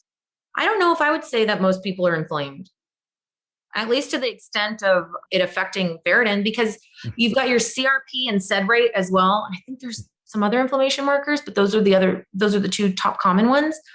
And we've seen those be high, indicating inflammation, and their ferritin still be low, and it's not affecting ferritin, and vice versa. Oh, as well. Okay, we see it doesn't always reflect.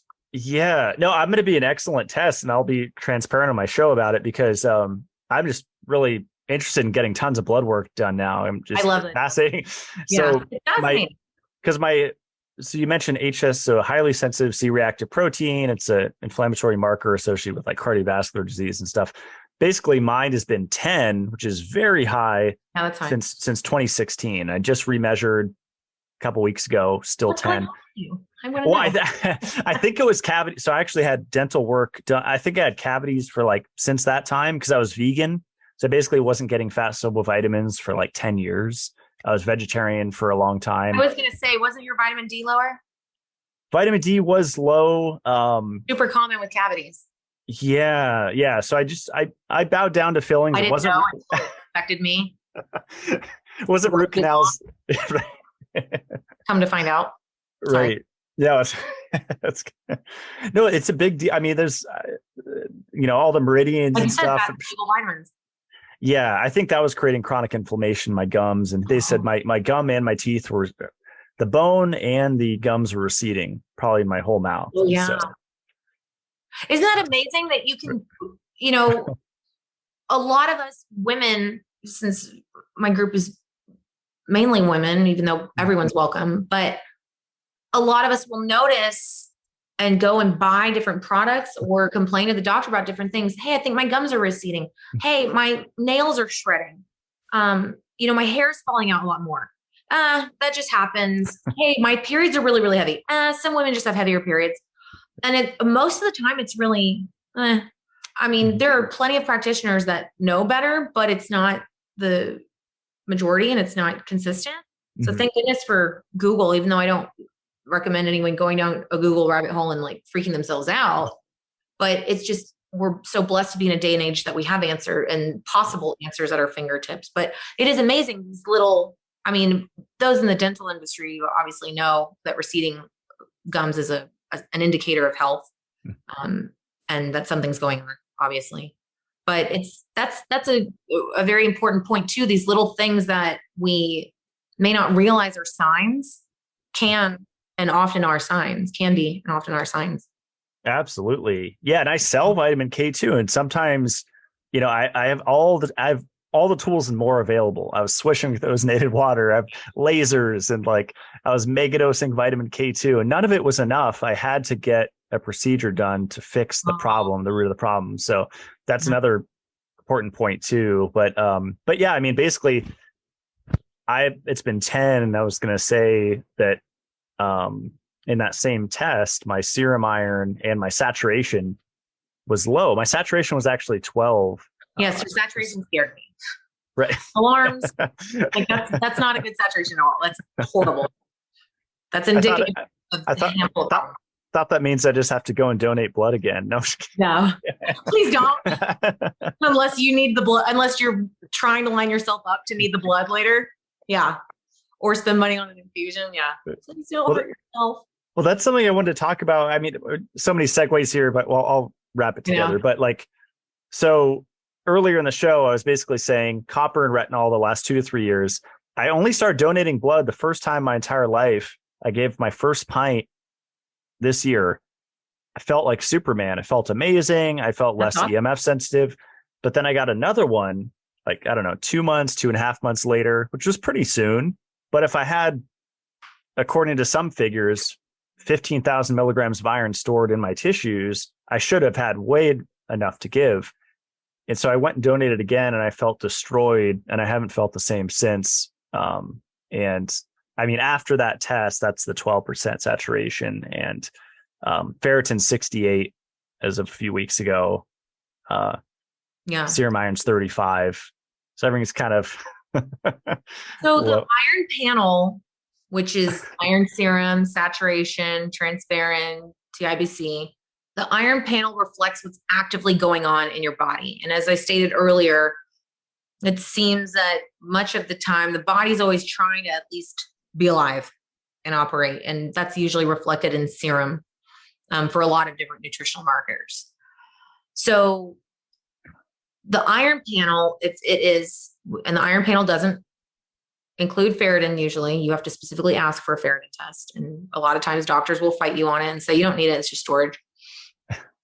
Most of the time, the iron panel is going to be in normal range because the body is going to even be pulling iron from the hair, pulling iron anywhere to try to use it to be alive. So it's an active reflection. So if you eat some food that has iron and you're absorbing it, your iron serum is going to go up. It's like putting cash in your wallet. Okay, so now what does my wallet say? Well, you just put cash in. So it's going to say you have more cash. It's actually that simple. What's interesting is the day I got this test, I didn't eat a steak or anything. I was fasted for most of the day. Which is another reason why it was lower. Right. Right. So if you fast, it's going to be lower. What you want is if you're fasting, you still want it to be within normal range. You don't want it to be completely lower. That's scary. That means your body's struggling. It's having a hard time fully operating because it doesn't have what it needs. Iron's an essential trace mineral, essential trace element. I mean, it's needed.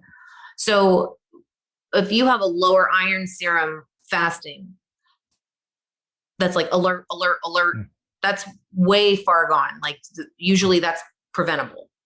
Usually if your iron panel is anywhere in the red, low, and TIBC is often high, it's an inverted, it means your capacity to hold iron. So if it's high, that means, you're iron deficient. Yeah, so it was 297 in that one. So that's like, it might be middle. So a lot of times it's middle too. But if your iron panel is low for iron serum and transferrin, or you're at the anemia stage, that means you're already well into a deficiency. And most of the time it could have been totally prevented. So that makes you think about it in a totally different way. That's scary. So low transferrin percentage saturation, it's T percentage saturation, transferrin saturation. As a reminder, transferrin's the transporter. Transferrin saturation means what's the percentage of transporters currently occupied doing their job. So if you've got 400 transferrin as your result, well, okay, but what's really important is how much you're at work right now doing their job, transporting iron and also scavenging for iron. Wow, only 12% out of 100%. That's scary. So that usually means you just simply don't have enough iron, especially in your tissues, let alone incoming and absorbing. But it can also mean what we've especially discovered in our group is vitamin D and B12 put iron to work. They are, they're the same fuels for many, many biochemical processes. So kind of how I was talking about the bone marrow having different fuels, and different amounts of needs per fuel.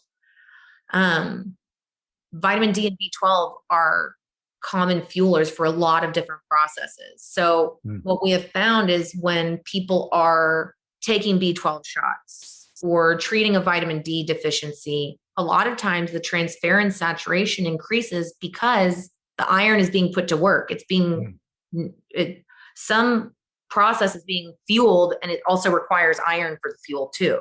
So it's being put to work. So that low transferrin saturation could also indicate low B12 and low vitamin D, and perhaps they're cofactors. Yeah, my B12 was actually high. It was around 1,000. Were you supplementing at the time? No. Or taking anything? I mean, I think B12 might have been in a few like multi B complexes. So usually I take falsely elevated, and you have to be off of any B12 supplementing, even energy drinks, for 4 months. Oh, interesting. Or if you're not supplementing and it's high, which isn't bad. You want a higher B12, and by all means, this is coming from somebody who's not medically trained. This isn't medical advice. This is the layman's person just trying to save your life and sharing an analysis. That's all. So take it for what it is. This just sharing an analysis. What it can also be from is from lower folate and the B12 pooling and not being put to use by the folate. Oh, interesting. Here we go with the fuelers again. Different nutrients and minerals put each other to work because they're required in the same biochemical process. That's what I love, all the interactions. That's really cool. Yeah, my folate was 16. Overwhelming at first. Right.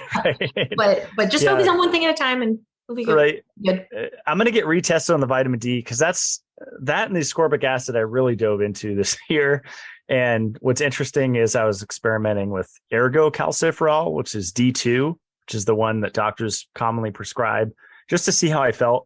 And then I was experimenting with D3, and this test didn't specify whether it was looking at D2, D3, or sometimes a combination of both. So I might have gotten a false high is what I'm saying. So I have to retest because it was the D. Yeah, if it's a false high, it's from the active D, vitamin D. Okay. But because you want to look at storage of vitamin D. But something you had just mentioned right before then, the vitamin D. Is it D2, D3? Yeah, the D2. Most people will increase their vitamin D storage on the bolus dosing that the doctors typically prescribe of 50,000 IUs of D2 a week. When you dive into vitamin D protocols and you dive into these enthusiasts who are like me, where they have spent overtime for years analyzing articles and studies and real life events, most vitamin D enthusiasts and protocols will go over how it's not the ideal vitamin D for the body's way of utilizing it. And also the bolus dosing isn't as effective as the daily intake. So it's just interesting that, we have these resources now, and we can, I was visiting my grandmother on her deathbed last summer, and I'm like, I don't know anything about cancer, and I don't know everything about everything, but I sure as hell know more than any doctor I've ever met on iron deficiency. And I've had to learn a lot about vitamin D and B12 as well, and their cofactors. And I certainly don't proclaim to know everything about them, but I've had to know a lot, and especially the foundational points about it. I said, so the least I can do is check her RBCs and check her ferritin. I was assuming it would be sky high from inflammation from cancer. And then check her vitamin D, because I know you need vitamin D for the immune system, and her B12 as well. And she wasn't keeping anything down, so I figured her water-soluble vitamins were gone. And her vitamin D was a 20, and my grandmother's a 6.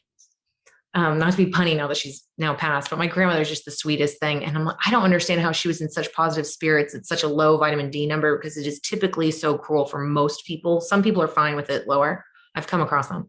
But I said to the hematologist, I said, is there any way we can get her a bag of B vitamins, considering she can't keep anything down and they're lower? And can we do something about her vitamin D? He said, I mean, usually allopathic doctors are going to fight you on it anyway. And so he did. He tried fighting a bit at first. And then he goes, yeah, we'll raise the vitamin D. And I said, okay, good. Because I know that's really needed for immune system. And I know that's just way too low, whether or not you get it to an arguably optimal number, whatever. And he said, well, I don't know if there's anything out there that says she's going to feel better at a higher vitamin D. And I'm like, there is. There's a lot of things that say that. And there's a lot of communities that are sampling pools of focus of a focus group. That's what a lot of these Facebook groups are. It's amazing the information you can take and you can analyze from this. So I could not believe it. He said something and it was dumbfounding me. And I cannot believe I had the gall to say to him, I said, that's horrible. Because you can't, it is, he goes, I don't know if there's anything out there that says that. I go, yes. It's just not their forte. They're not educated over this. So this is something that everyone should be, considering and really checking, because it's not monitored like you think it is. So you bring up an interesting point with like the lab values, because the whole nother 3 hours. It seems like some protocols, make their own lab values, and maybe ferritin ideally is 0 to 20, which is a reality for one protocol. And then, and then you have like the mainstream where you just Google, and I guess different tests you get, like I used, there's request a test, but then I just like inside tracker, which is right. But what's like the books I've been reading on, let's just say vitamin D, so we've been talking about that. And this is kind of on the same topic as iron and ferritin. Like some books I've been reading say that some people with genetics or a million factors, literally, that maybe they need a vitamin D level of 200 or 250 or 300, depending on where it is in relationship with PTH and active D, and always about relationships, right? But same thing with ferritin, that, my ferritin was at a 68 and I was so fatigued a couple weeks ago that I could barely lift a weight at all. Right. That says something, that not only is it below 100, but for me, with barely being able to lift weights, that is a sign, right. Where I don't really can't ignore when you know your body. You're like, wait a minute, this isn't normal. But now, by all means, and there's so many different things going on in the body. Somebody could feel totally optimal at a ferritin of 68. So I want everyone to hear that I'm not saying a concrete for everyone at all. Some people feel optimal, especially if you have overloaded before. Most people in maintenance with overload, who've had all their phlebotomies or their chelation or chelation therapy, they feel better with a ferritin from anywhere from 30 to 50. So that's possible too. But, there's a totally different concept, and I'll get back to the vitamin D, but on this note, there's a totally different concept of kind of like in maintenance or during recovery. And that's something that a lot of people who don't focus on iron deficiency don't know about. And that's a whole nother topic as well, of just considering your source. If you have not only focused on iron deficiency, and it's very, very hard to know that there's a completely different set of optimal range for healing from iron deficiency versus after you've healed from iron deficiency and you can get lower. So that's a totally different thing as well. And now with the lab ranges, a lot of people don't realize. I learned this because I was like, wait a minute. And I was just deep diving into everything. I had the luxury of, I'm not married. I don't have kids. I have apparently some naughty dogs right now. But for years I had one. And I had the luxury of, after work, just being able to focus on saving my own life. And I was able to go down these rabbit holes and vet things out and confirm 10 times over through real life experiences and whatnot. Now, one time I was reading my recent lab results and I scrolled down and it said this lab assay, this range was created by taking a sampling pool of 4,000 people removing the outliers and taking one standard deviation from the mean. And I'm like, oh my God, okay, so it's a glorified averaging with outliers taken out. I don't want to know that range. I want to know what's not symptomatic at all. And I want to know what is completely fueling my body so that it is not having to compensate in different ways for a lack of fuel or a lack of what it needs. I don't want my body being put through stress because it's not getting what it needs, the nutrients or minerals. Like, I don't want to know what a glorified averaging is of a 4,000 person sampling pool or 3,000 or 10,000. It changes geographically, regionally. I mean, it's eating habits in different cultures, things like that. Materials and ingredients and exposure to those, I mean, and daily uses culture-wise. I mean, it changes regionally. I don't want to know just what a glorified averaging is. And most of us don't know that. Most of us don't know that's what our lab ranges represent. Most of us are thinking, this is what science has deemed to be the healthy range. This is the range I'm supposed to be at. That's a huge learning curve right there. That is, like, if anybody could fast forward to anything within this entire podcast, and especially if they're overwhelmed and if they're new to this realm, I mean, just that alone is one of the biggest things we all need to realize, especially at the beginning of this health accountability journey. Mm-hmm. I mean, that there's how to even interpret lab ranges. So when it comes to, I think Quest and LabCorp, one of them tops out for vitamin D storage, tops out at 60, and the other one tops out at 100. Well, I'm homozygous for VDR TAC. And then you've got some people that say, well, just because you have the genes doesn't mean it's expressing. Okay, thank you. But what if I have all the symptoms that it is expressing? Now, what are you going to, I mean, don't argue with me unless you're going to ask questions and have a conversation about it first. Does that make sense? Well, like, yeah, I had a doctor in my show. I had a doctor, my friend Tyler, on the show, and he, what's that? Don't dismiss it, is my point. Right. No, sorry to yeah. No, no, absolutely. The Matt Blackburn podcast. What's going on? No, I'm glad you said the VDR attack, because he had the deal, basically the inability to make vitamin D from sunlight. That's and good, he posted his 25D in the middle of summer. He was tan on the beach, and he said it was low middle of summer. And some people think, how's that possible? You never need to supplement. Yeah. Yeah, right. You can't say no one ever needs to supplement this because you can raise vitamin D by the sun. Well, has it occurred to you that maybe some people can't raise it by the sun? And I don't mean to sound so condescending. I don't mean to come off like some angry woman or anything like that. So I kind of want to retract that in a way. What I mean is that, we're all human and we're fully flawed and we're going to make errors in judgment. We're going to make leaps in judgment and connections. But the thing is when you are talking about someone else's health, you have to be very specific and you have to be very impeccable with your word, because you might put them in harm's way with your words, especially if you sound like you know what you're talking about. Because some unwell people, they just latch onto that. They're like, well, this person, they sounded, I didn't look at their credentials. I didn't look at their experience. I don't have credentials in medicine and health. But I have over 4,000 hours of analyzing iron deficiency only and patients with iron deficiency only, or members with iron deficiency only. And I run the largest patient advocacy group for iron deficiency. So, I mean, that's a lot of, so take it for what it's worth, but I don't want to sound so angry about it. It's just, I have seen other people put unwell people in harm's way, whether it be somebody with influence, whether it be just talking on the internet. I'm not picking on either. I'm just saying in general, I've seen people put other people in harm's way. And by all means, I've already said, I love this social media platform. I love that we can share information instantly, and we can accidentally put other people in harm's way just by being excitable and sharing what we learned. But we need to, ask more questions and not that I want to advocate, especially for women, to put doubt in their mind, because we're instilled to have doubt in our mind by our doctors, especially. And if any doctors are listening to this, I'm a big friend of doctors and I welcome them into my group. It's just, we've got to be careful. And instead of just coming up with one strong opinion, we've got to make sure that we're speaking accurately.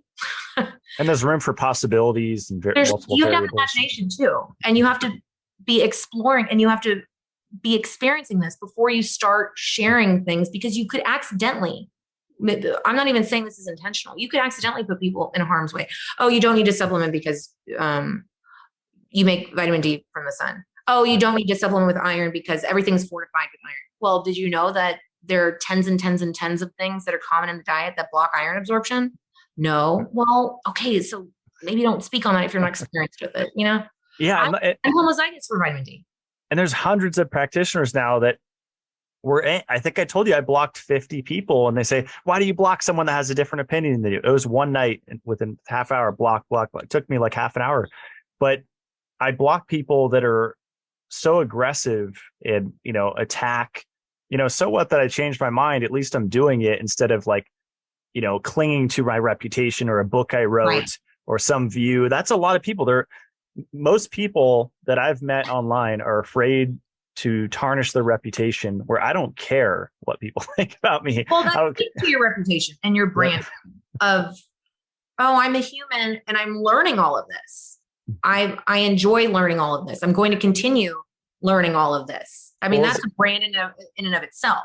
Well, right? I'm super, super grateful to have found you and your group, because that was a huge breakthrough. And it was like waking up out of a dream, literally, that I've been stuck in for the last 2 to 3 years of just this kind of cultish mindset that iron deficiency cannot possibly exist when it's just obvious that it does.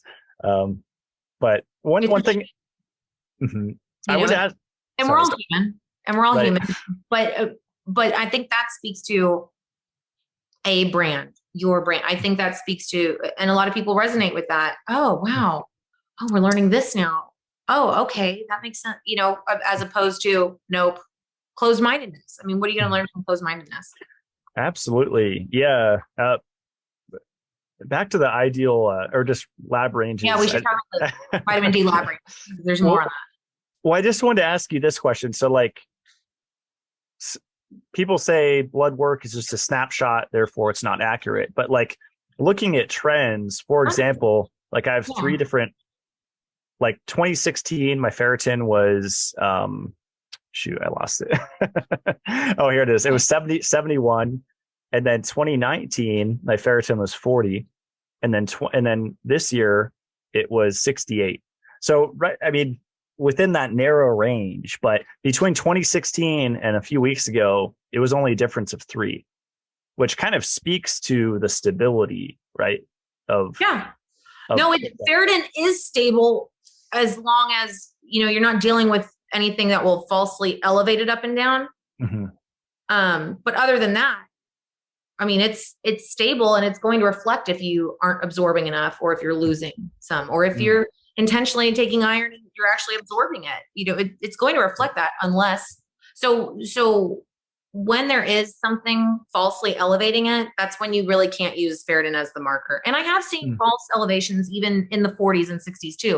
And you said you have an inflammation issue. So, I mean, that, and you were telling me you think you were much lower for a longer time. So, I mean, I've seen it, that is possible. Yeah. It'll be interesting once I lower the HS. I think fixing my stuff, my dental will normalize. Right. Yeah. But you had something to say about vitamin D. Sorry, I interrupted. So with the VDR TAC gene mutations that I have, I'm homozygous for them. I had a vitamin D level of up and down from 20 to 30 my whole life. And I played tennis outside and fished my whole life. I'm a hunting and fishing guy's daughter. I grew up fishing my whole life and playing tennis. I was outside my whole life. I got wrinkles by 8 years old. That's what I got up here. I mean, I've had them and I've been outside. Now, so I had to go down the rabbit hole of VDR TAC, and I'm not an expert in that, but I had to go down that way. And everything that I read on published studies and articles of that say that anyone with vitamin D receptor TAC gene mutations needs to maintain their vitamin D around storage around 100 ng ml. So US units. And that's another thing too. People speak off the cuff without using units of measurement, and then it changes the total message too. You could be harming someone, or putting someone in harm's way, better phrased maybe. But anyway, so I raised mine from a 30, which is clinically, I had doctors say, oh, you're fine. You're right on the line. You're fine. I mean, they really don't know the concept that you can have symptoms go away if you raised your number. And this goes for just the concept of normal range versus optimal range. That's a huge learning curve most people don't have. That's a whole new world that I learned when I was 29, 30. I mean, that's a lifetime. When we should be understanding this as children and learning every year, we should be learning all sorts of things about nutrition and biology in the body. So I've seen some people argue there are studies out there on lifeguards, and the highest their vitamin D ever got was a 60. Okay. And we're talking US units. Okay. So your vitamin D should never be higher than 60. Well, I have the G mutations. All research says I should hold at 100. The point is you can have a different optimal than other people. You can feel differently and not have symptoms at a certain number versus somebody else. I mean, it's beautiful. We're all individual. It's true. It doesn't have to be so concrete and black and white. Some people really do feel optimal with their vitamin D at 60, and they don't feel the benefits, or they feel negative things when it's higher in the 80s or 90s or 100. I have raised mine from 30 to 100. I've probably maintained it a year now. I would never go back. I just wouldn't. I'm not jumping up and down like most vitamin D people do. All of these groups have different personalities. It's so funny. And when I joined all the vitamin D groups, I'm like, wow, these people are fanatics. And they're happy. They're raving, they're jumping up. They're like, it's a lifestyle, and they're freaking out. And I'm like, oh, I get it. I don't have all the benefits that they've received. So I've got other things going on with my health, but I definitely wouldn't go back. So some people can feel better at different numbers. And by all means, I've got to work on the things that open the vitamin D receptor, magnesium and zinc. I'm having to take a lot of zinc every day now. So the thing is, genes definitely come into play. Mm-hmm. They may not be expressing, but that's up to the individual to explore and entertain, as opposed to somebody telling them, no, it's not, just because you have it doesn't mean it's expressing. Well, don't dismiss it. It's all, I've heard it's all epigenetics. Epigenetics trumps genetics. It's like, not necessarily. It's like, they're both important. Yeah. Yeah.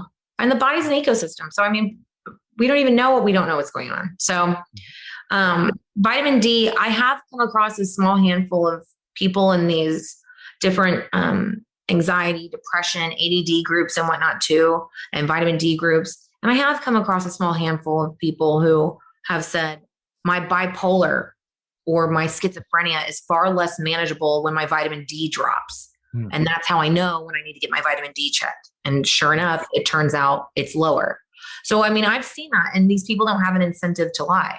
So what it registers in my brain is that it's possible, it's possible. Yeah. It's funny. There's a group, I think, for every nutrient. Like there's the thiamine people, there's the copper people, there's the vitamin A people, but there's also the flip side for every pro group for the toxicity group, vitamin D toxicity, vitamin A. Toxicity happens. It's real. Too much of anything is bad, but so is too little of something, right. and the symptoms are the same, which is interesting, right? Like iron overload and iron deficiency. Overload and deficiency has many of the same symptoms. They really, really do. And same for plenty of other nutrients and minerals. So, it is possible. It's just, a big takeaway that people should have is, or that I hope they have is that, anything is possible. And of course, too much of anything is bad, but also too little of anything is really, really bad too. So maybe go about it that way. Mm-hmm. Yeah. I almost noticed like a nutrient supremacism thing going on where vitamin A runs circles around vitamin D, or copper is way more important than iron. That's that's such a popular trend right now that, like I said, I got swept up into. It's very convincing. It's very enticing. a lot of this is very convincing. And we all know sex cells and drama cell, we know the cell. And it seems to be with a lot of these health groups is the fear mongering or some power stance, like, this nutrient is superior to another. No, it's not. The body's an ecosystem. It needs what it needs. So if you have too little of what you need, that's not good. If you have too much of what you need, that's probably not good. And it's probably throwing the ecosystem off balance. It's not one is better than the other. Now, it is interesting how some things have therapeutic effects, like the high dose thiamine. That's big in the thiamine groups and the studies on them as well. A lot of fibromyalgia patients take 1,500 milligrams of thiamine at least for therapeutic effects for their fibro. So that's really cool. And on that note, most people with iron deficiency are going to end up with a fibro or a chronic fatigue syndrome diagnosis as well. And dementia, you were saying, right? Oh, yeah. Well, I don't know if you end up with a dementia diagnosis, because that's also going to be probably a particular age range at least. But most of us who suffer from iron deficiency are mind blown. It's kind of punny, but a lot of us say, this is scary that I'm forgetting so much. It feels like I have dementia, but I'm 29 or I'm 42. I know I probably don't, but I have all the signs and symptoms. I mean, this is really scary. So it's scary. I think discounting symptoms and bowing to authorities because they wrote a book or have a protocol or whatever is very common. Right. Because we have been told they went to school for this. Well, we're learning the hard way. They didn't go to school for nutrition. But you said, bowing down. Yeah. I had scary memory loss about a month ago. And at the same time, muscular extreme fatigue where, I do like exercise with oxygen on like an assault bike, type thing. And Sounds awesome. I was barely able to do it. Like I was just super winded. And it's different. There's a change. Right. There's a delta there. Yeah. And all the symptoms together, plus my test, I'm like, okay, there's no denying something iron deficiency is going on. Maybe it is. Maybe there is something to this. Do you have a lot of people in the group that mess themselves up on blood donation? Because I was looking for the condition. I have a million tabs open. I'm sure you have the same problem. And with that genetic mutation I have, it was basically saying you could have iron overload in the liver with this gene mutation, but deficiency everywhere else. So my theory is that potentially the first donation of my life, the only one in 34 years, I was maybe offloading some extra iron from my liver. Yeah. But then the second one, I overdid it. I only needed one. Right. Maybe that was a full treatment for you at the time that you needed. It's so interesting because I'm not familiar with that specific gene mutation. I obviously am a fan of looking into that and testing everything and entertaining ideas. But yeah, so maybe you needed that offloading, like you said. Yeah, because I felt a break. Yeah, I just feel like you can really, because there's this idea that some people like men should donate every quarter for the rest of their life. Which if I, after 50, if I keep testing low or whatever, and, maybe I talk to a geneticist and I figure out I actually do have a malabsorption of iron of that DMT1 transporter, then I probably shouldn't do that, right? I probably maybe shouldn't even donate once a year. And by all means, what you should be doing is monitoring yourself as opposed to just, hey, this protocol says I should do this point blank, black and white. Absolute. Maybe I should also monitor to make sure I'm not in the danger zone or harming myself. And by all means, even the concept of recognizing and thinking about how you feel after you eat food. That was something that I didn't even realize was a concept till I was 30 years old, 29 years old. We don't talk about that in grade school. Pay attention to how you feel after you eat foods. You might have certain food intolerances. Or you might have a certain condition that, makes eating this food makes you feel worse. Something, it could be anything. I mean, even just that's a huge learning curve. So just even the concept of, wow, maybe I could monitor it too. Mm-hmm. That's a whole new concept. Do you think I should have kind of kicked it off for this, but do you think the stat that 80% of the world is iron deficient is accurate? Because they say it's the most common deficiency, and then some people, it's very seductive to say, that's the WHO. Yeah, that's a big grab. I don't know, because I haven't put myself in a position to be able to analyze certain things that would help me come to that conclusion. However, women are at high risk. Children are at high risk. So that's, if you look at the population, that's an insane, that's at least half the population. If you just look at men versus women, and then you add on the children thing. So that, you're over 50% there, possibly. And then if you were to add up, somebody was arguing with me on Facebook, and I usually don't divulge into totally arguing different points, especially because people pay me now for my analysis, and we're working on publishing the book right now. It should be published. Oh, cool. But, I'm spending my time on analyzing more than Facebook arguing. And that's actually, by the way, that was a symptom that alleviated after I raised my vitamin D and my ferritin from an 8 to over. I have to maintain mine over 300 right now because I was deficient for so long. And if it drops below 300, I start getting all sorts of terrible symptoms back. It's just extremely noticeable. From raising my vitamin D. I can scroll past people now on Facebook and I've always said, I'm just a very intense person with a lot of conviction. And, I like other people like that.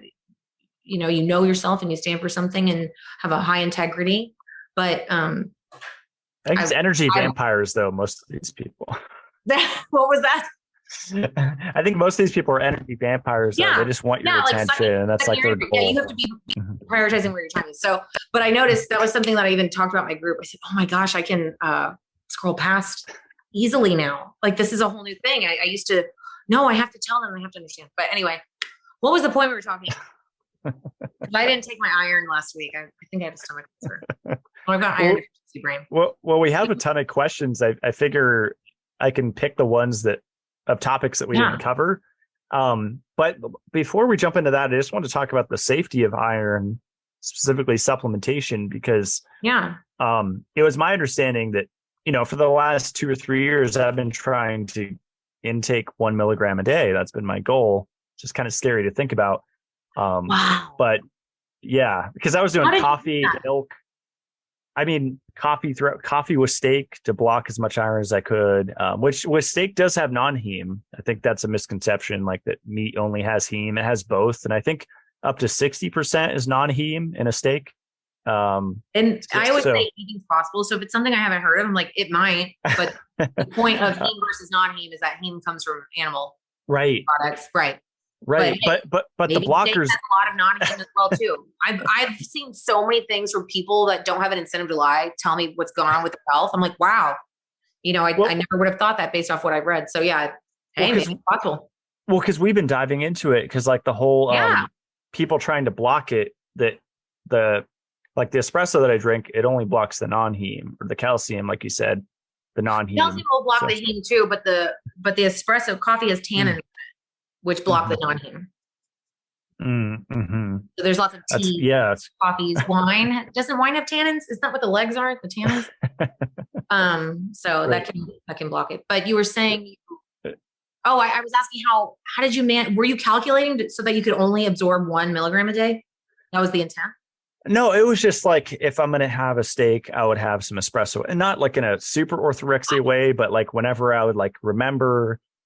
And I love espresso anyway, but it's like, combine it with my iron so that I don't absorb as much, or drink some milk. Well, men need to be aware of their iron status because they're more susceptible to overload because they don't have that offloading that women do. Unless it's something that they need to monitor. Unless I'll put the link below to that John Adamson thing. It's because it's 10 minutes in, he has a table of causes of iron deficiency.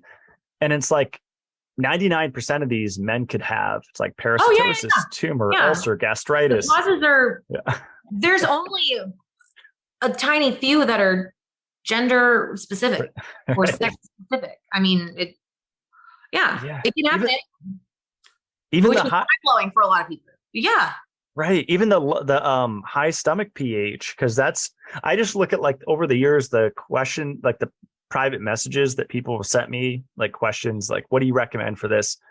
It's like ulcers every day, like internal bleeding every day. Yeah.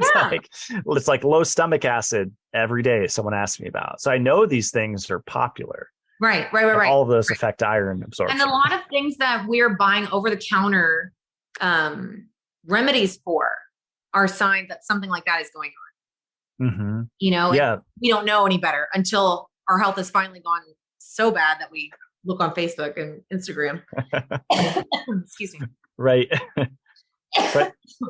But yeah, your guides on your Facebook, if someone is overwhelmed, and sure we'll have future chats, but your iron protocol group. I recommend looking at the guides and reading up some water. My turning bright red. Do you mind if we pause for a second? Yeah. Because I have bad dark. Yeah, so maybe we'll talk about supplementing iron at the very end, but we'll get to some of the questions here. And one of the common ones that the listeners asked was about the iron recycling system, because everyone's freaked out about that now. And someone asked how to fix the iron recycling system in our bodies. Is that something that we need to work hard to fix, or? Right. If it's broken. I'm not an iron recycling expert because it hasn't been very relevant to iron deficiency. It is a cause of iron deficiency. It can be, but as you saw, there are tens and tens of causes of iron deficiency. So it is a real thing. The iron recycling system is real.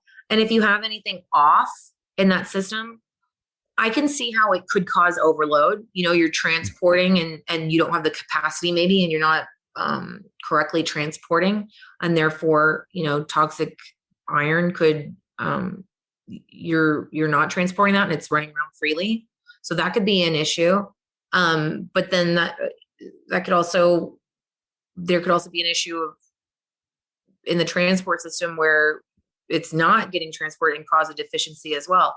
But to tell you the truth, it's pretty interesting that really hasn't totally come up much of the time at all for anybody's. And we have multiple polls of people's causes. And I'm a big advocate for getting ceruloplasmin tested, vitamin A, retinol, and more specifically palmitate, copper RBC instead of copper serum, because serum is usually normal, hiding a deficiency, or, you know, it can hide a deficiency. So it's relevant. It's just, for the probability of it happening, the likelihood, it's actually not very relevant.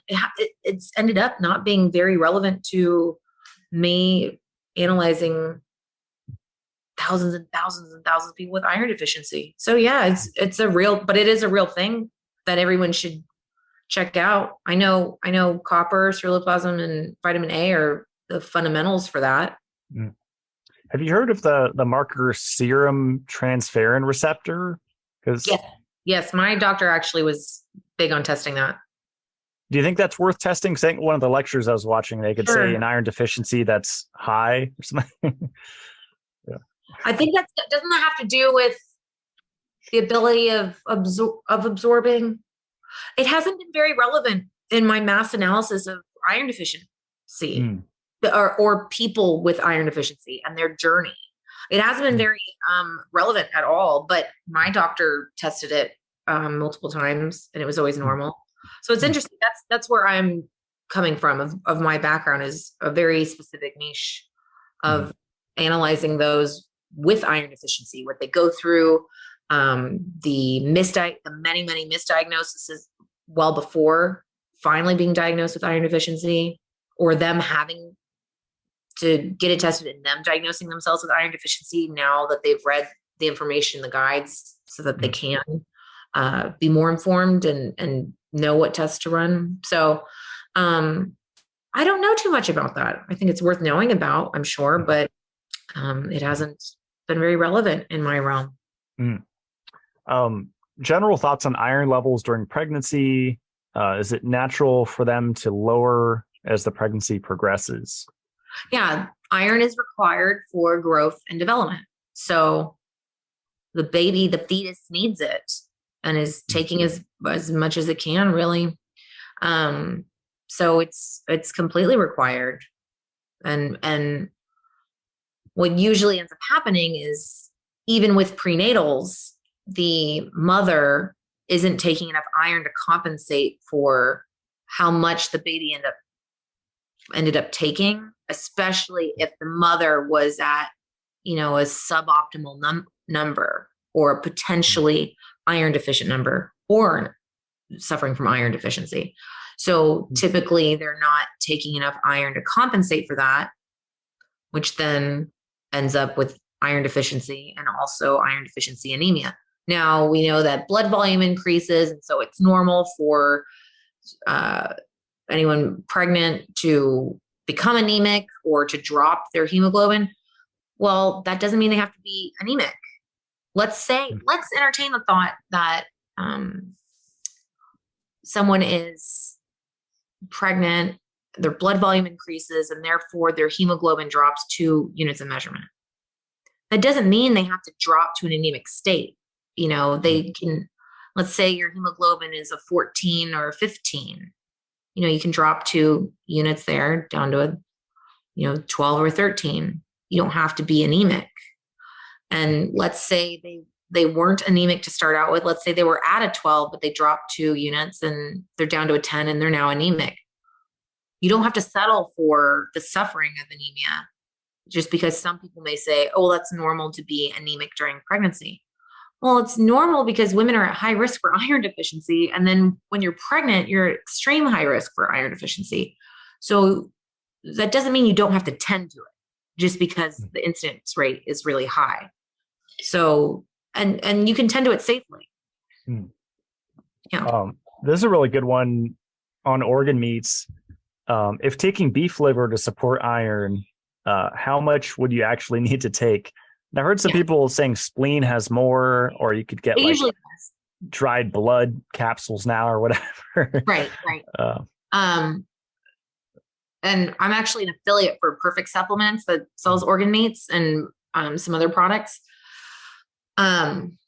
Usually there isn't enough iron in them to raise ferritin sufficiently, especially in a timely manner. And the thing about iron deficiency is time has everything to do with it, because the longer you're deficient, the more suffering you have and the longer it takes to recover. So time is of the essence with iron deficiency. And that's why a lot of us with iron deficiency end up angry, because we realize 10, 15, 20 years we've been crying about this, and they could have just freaking tested our ferritin and seen it was a 4, So with organ meats, I actually didn't think they would totally be worth it to take, because I know some people will freeze it and cut it. They'll cut it and they'll freeze it and they'll take it as a pill themselves.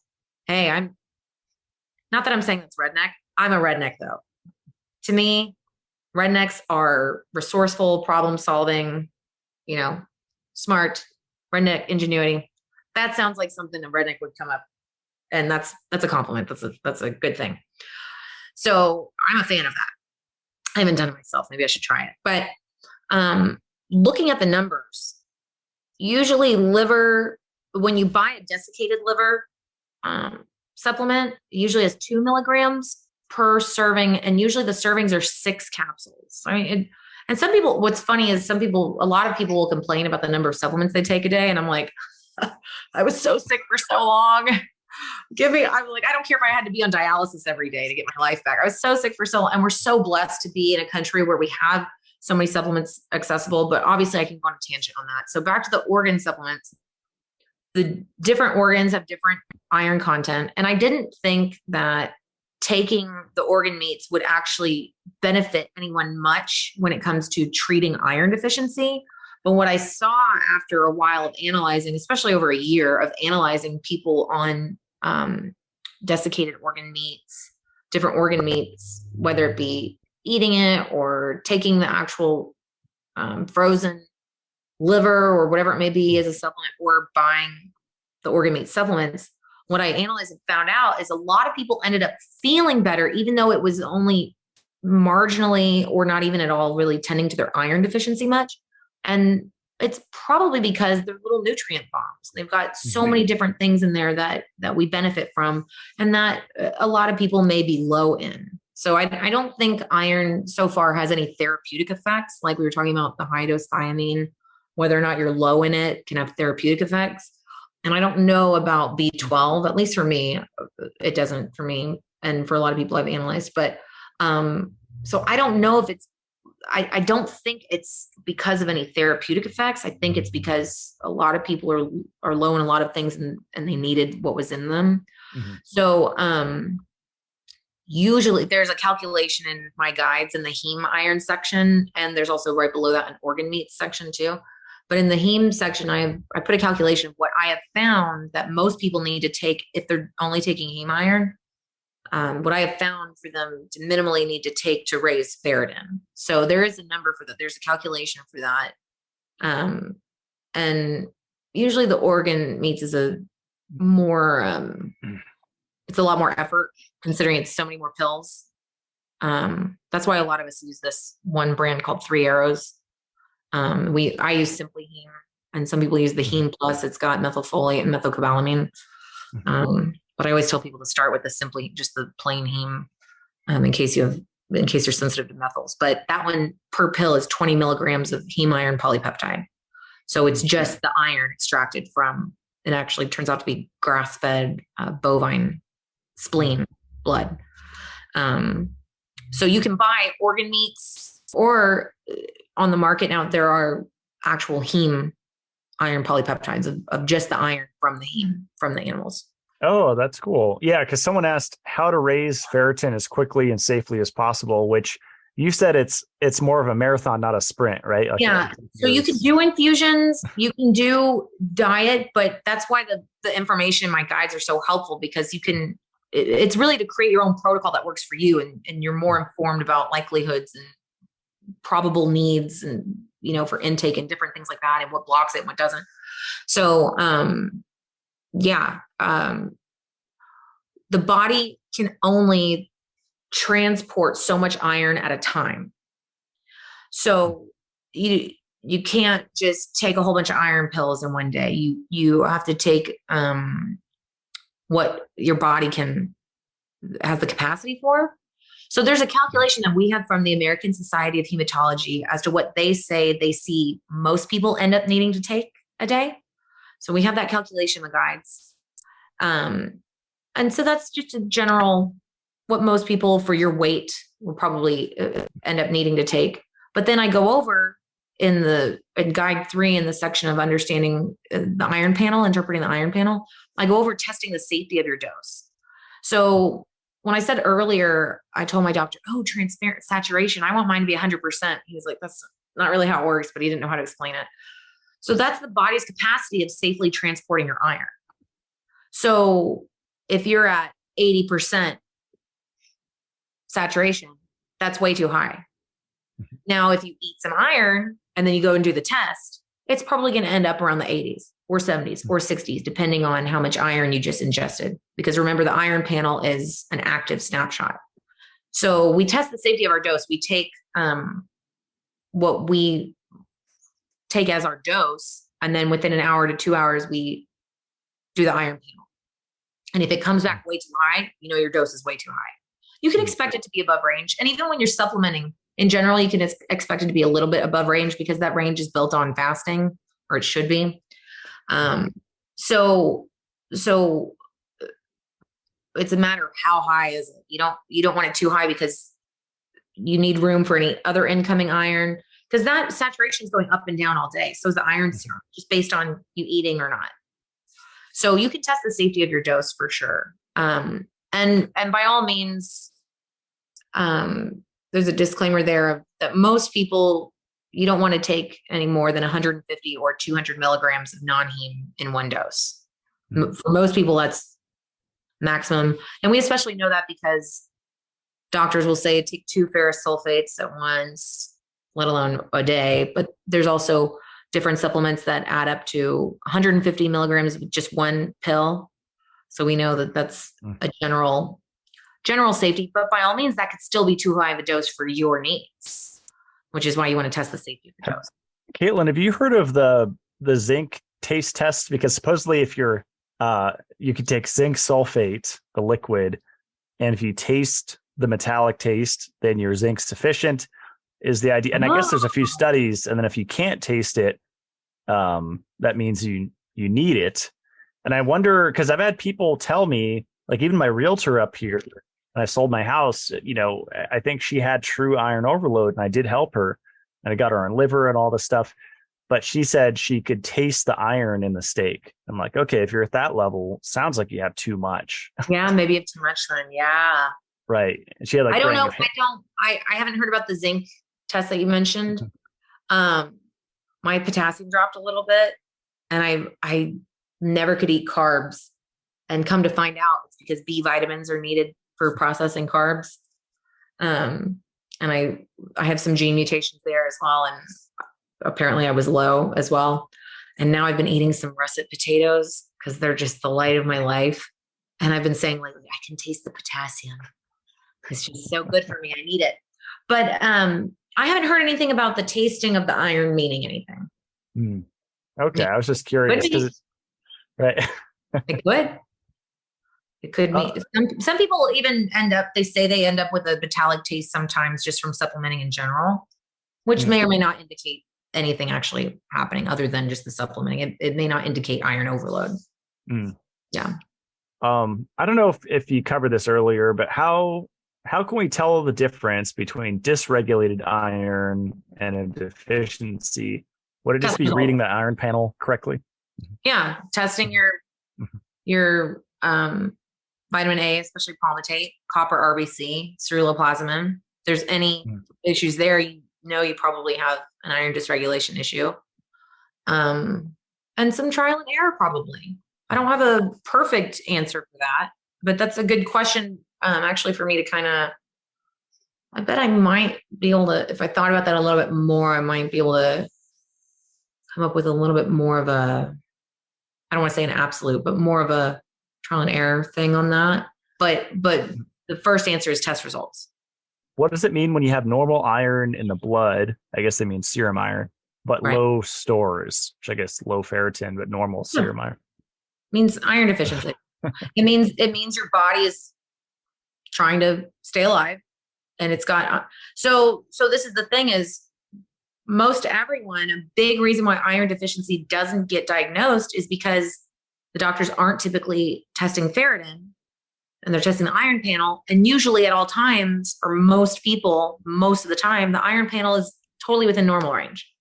So that's what I was saying earlier. If it is in the red in any way, that's way past already a deficient state that you could have probably tended to or prevented from getting worse.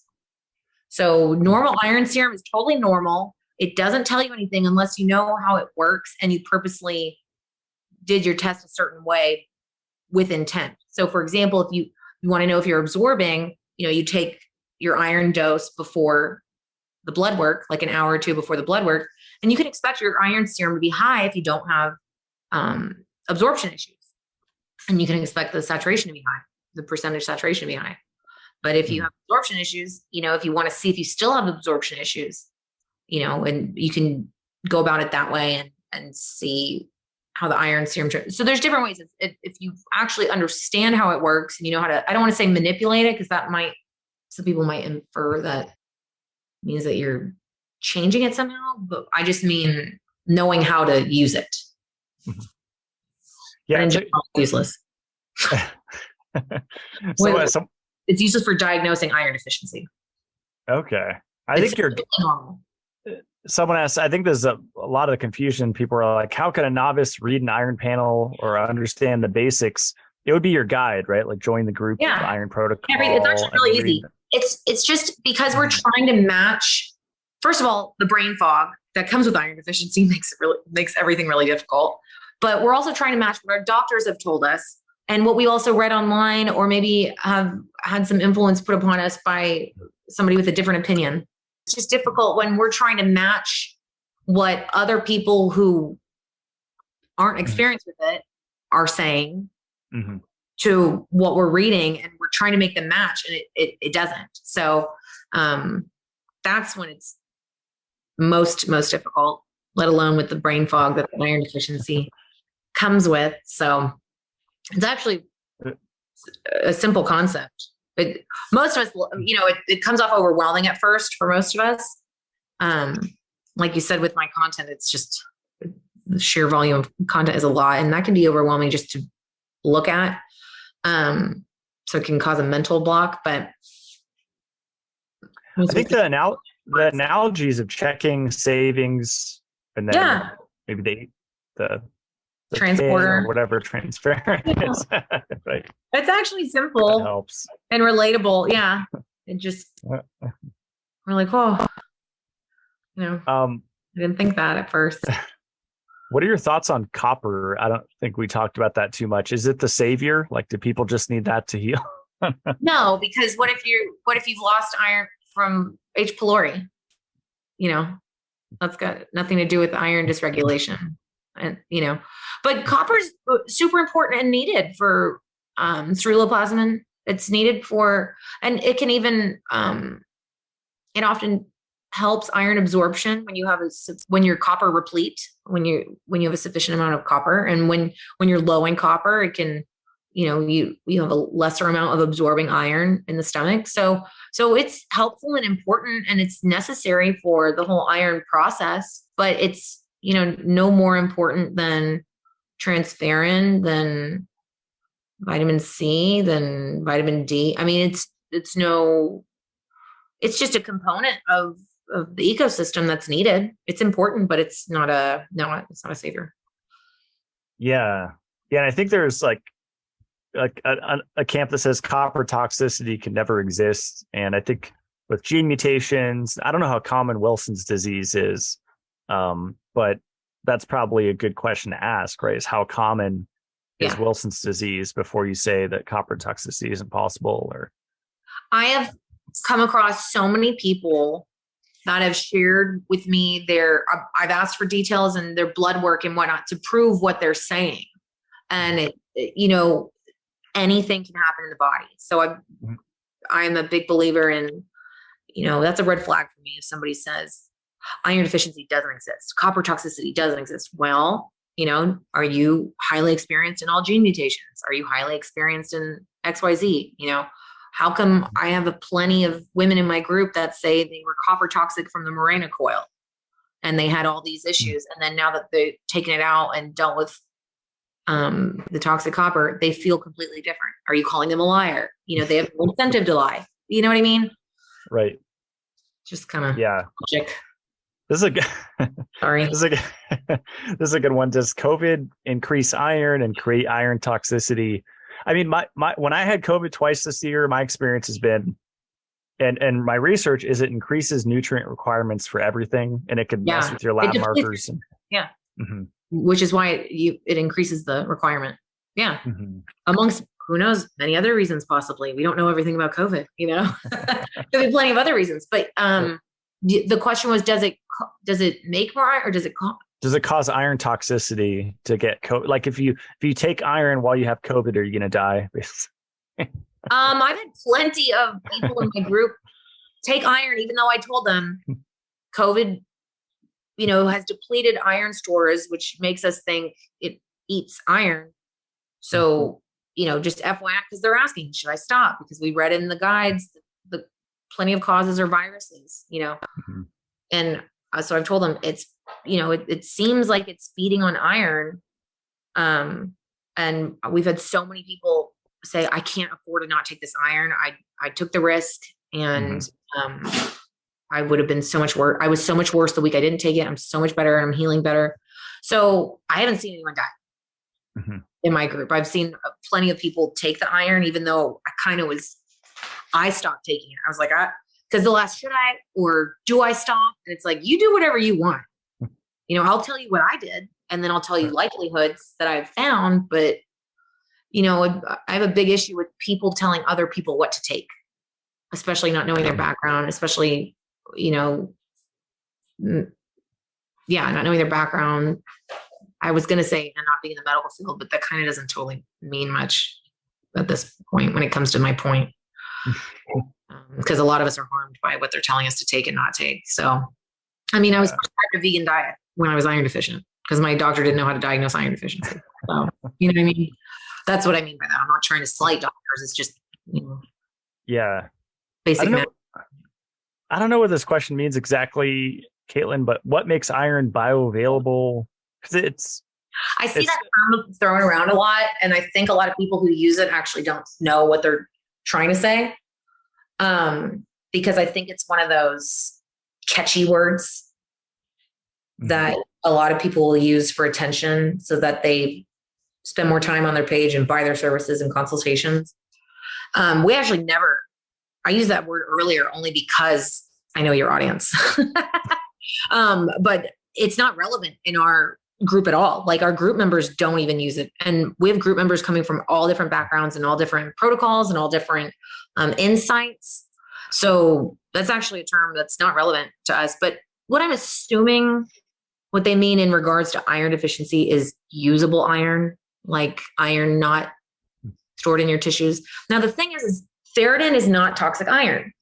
Iron is toxic, and we develop overload when there is free, which means unbound iron running around in the body, and it deposits into organs and tissues, and it creates cancers and diseases and cancers. So what I'm assuming, if anybody's talking about bioavailable iron, I think what they're talking about is usable iron, like your recycling system has to be intact and usable and no issues there. So I think it's coming from that angle, when in reality, if we were to use that in the iron deficiency realm, probably would mean more about absorbability, bioavailable. It would probably mean more. So yeah. That's not as cool of a word as bioavailable. What, absorbability? Yeah. Yeah. That's not as cool. That's not as buzzy. So to reiterate, transferrin's job, and it naturally is a magnet to toxic iron. Transferrin's job is to find it and bind to it and transport it and bring it where it needs to go. When it's going into ferritin, that is not toxic unbound iron. That is bound to a protein, ferritin. And by all means, iron in your hemoglobin is bound to the protein hemoglobin. So, I mean, ferritin is not toxic, unsafe iron. It's the storage of excess iron. So you have to have an excess, which is why you have to take more than you daily would need when you're treating iron deficiency. You have to have an excess so that it stores into ferritin. But bioavailability, you want to make sure your iron's usable. But when you're treating iron deficiency, you want it to go to storage. But you don't want, nobody wants too much. And nobody wants unbound iron in their tissues. But there's ways to prevent that. You just monitor your iron panel and you make sure your saturation doesn't get too high. Makes sense. This is it actually does. Yeah, sure. Like if you start looking into it, you're like, oh, cool. This is an interesting one. Is pica eating ice always related to iron deficiency, or can it be an iron recycling issue? I don't know. I think, well, and the reason I say I don't know is because I haven't analyzed thousands and thousands of people with an iron recycling issue and analyzed their symptoms. But as I said, what was that? Have you seen people in your group that had that were craving non-edible things? And so pica or pica, however you pronounce it, is when you crave non-foods. Ice is the most common when it comes to iron deficiency. I would say anything's possible. I can't think of any other causes of it, but I'm sure there are other causes of it. But what's really, really interesting is we have found cravings in general with lower ferritin or iron deficiency are often uncontrollable, or just the simple fact that it's very common to have very intense, insatiable cravings with iron deficiency, no matter what it is. Could be for carbs, sweets, chocolate, whatever it might be, salty foods, whatever it might be. actual food as opposed to non-foods, which is what pica is. And we see regularly all the time, oh my gosh, I'm finishing my first month on the protocol, or I've just finished a week and a half and I'm no longer craving this every night or this every day. And so that's how we started realizing, oh my gosh, I mean, just cravings in general are insane when iron deficient. But so I don't know if, I'm sure it could be caused by other things, but as I stated earlier, an iron dysregulation issue, an iron recycling issue, like low copper has been documented to cause iron deficiency. So, and then that could cause the pica. So I know it could, but I don't know if iron dysregulation alone, I'm getting into semantics here. But yeah, an iron dysregulation issue can cause pica because it can cause the deficiency, and that's a common symptom of a deficiency. Mm-hmm. I'm trying to pick questions that you haven't covered, but it's probably helpful to hear things a few times for people. But no, it's really helpful for me to repeat anyway. Yeah. Can iron deficiency be remedied by food alone? I forgot if you talked about that. It can, if you know how to eat the foods so that they're absorbed, and also if you know how much that you likely need to end up consuming. So it is it's a concerted effort. You have to be knowledgeable about it. You can't just eat a steak a day. It doesn't work like it doesn't help. And reminder, the majority of people with iron deficiency are meat eaters. So clearly, that's not just helping, and it also isn't preventative. I wonder if that's why the carnivore diet's trending so much. I've been thinking just the last few weeks. Totally possible. I thought of that too. Yeah, because it's super popular, and people aren't lying that they feel good on it. I mean, and there are all sorts of, like I said, little nutrient bombs in the organ meats. There are all sorts of benefits. I did my Genova ions test. I know we've talked about oats tests and things like that, but that Genova ions test had 125 different markers. And what I was low in, everything said I needed to eat beef and eggs. I mean, there's benefits to animal products. There's that we need, that, we're suffering from we can suffer from when it's low. So that carnivore diet, especially for women, there's a chance it can really make them feel better, not only because they're nutrient bombs, but also maybe the iron. I mean, if you're consuming enough. Like I said, liver itself in just a serving has only 2 milligrams of iron, at least in a desiccated liver serving. I don't know about the actual, like a 6-ounce serving of actual liver. Yeah, I forget. We found a study that basically spelled out that food is not enough for a lot of people. It can't be, Right. Because there's so many iron deficient. Yeah. Because the same argument's made for vitamin C. All we need is fruit, and we never need to, the milligrams of ascorbic acid are way too high beyond what we need. But when you look at EMFs and all these, Doris Lowe's research and infections and all these things, oftentimes the dosage of things we need to get via supplementation. Right. And, whether it's sun or whatever is not enough. The point is it's very possible. Mm-hmm. I think that's a major takeaway. It's very possible that we need supplements for certain things, or that me as an individual, that I need supplements for certain things. My group, we don't advocate for people just blindly supplementing anything. We're big fans of tests and paying attention to how you feel before and after, and increases in test results as well. And safely doing things and thoroughly, because some people will come in our group and just say, how much iron do I take? And it's we don't do that. This is first of all, it's a self-help group. You need to read that. But secondly, there's so much you need to understand. You shouldn't ever just start putting stuff in your body. But by all means, so many of us are so unwell. We're like, please, somebody just tell me what to do. So I get it. I've been there for a long time. I totally get it. But especially when something with iron, you don't want to take too much of. A lot of people say, B vitamins, you can't take too much of because you just pee out, like B12, for example. Well, some of us have gene mutations, and we get really bad symptoms from too much as well. So anything's possible. Mm-hmm. This is a really good one that we didn't talk about. Cast iron pans and that iron fish. I think you said with iron fish, you'd have to be drinking the water constantly.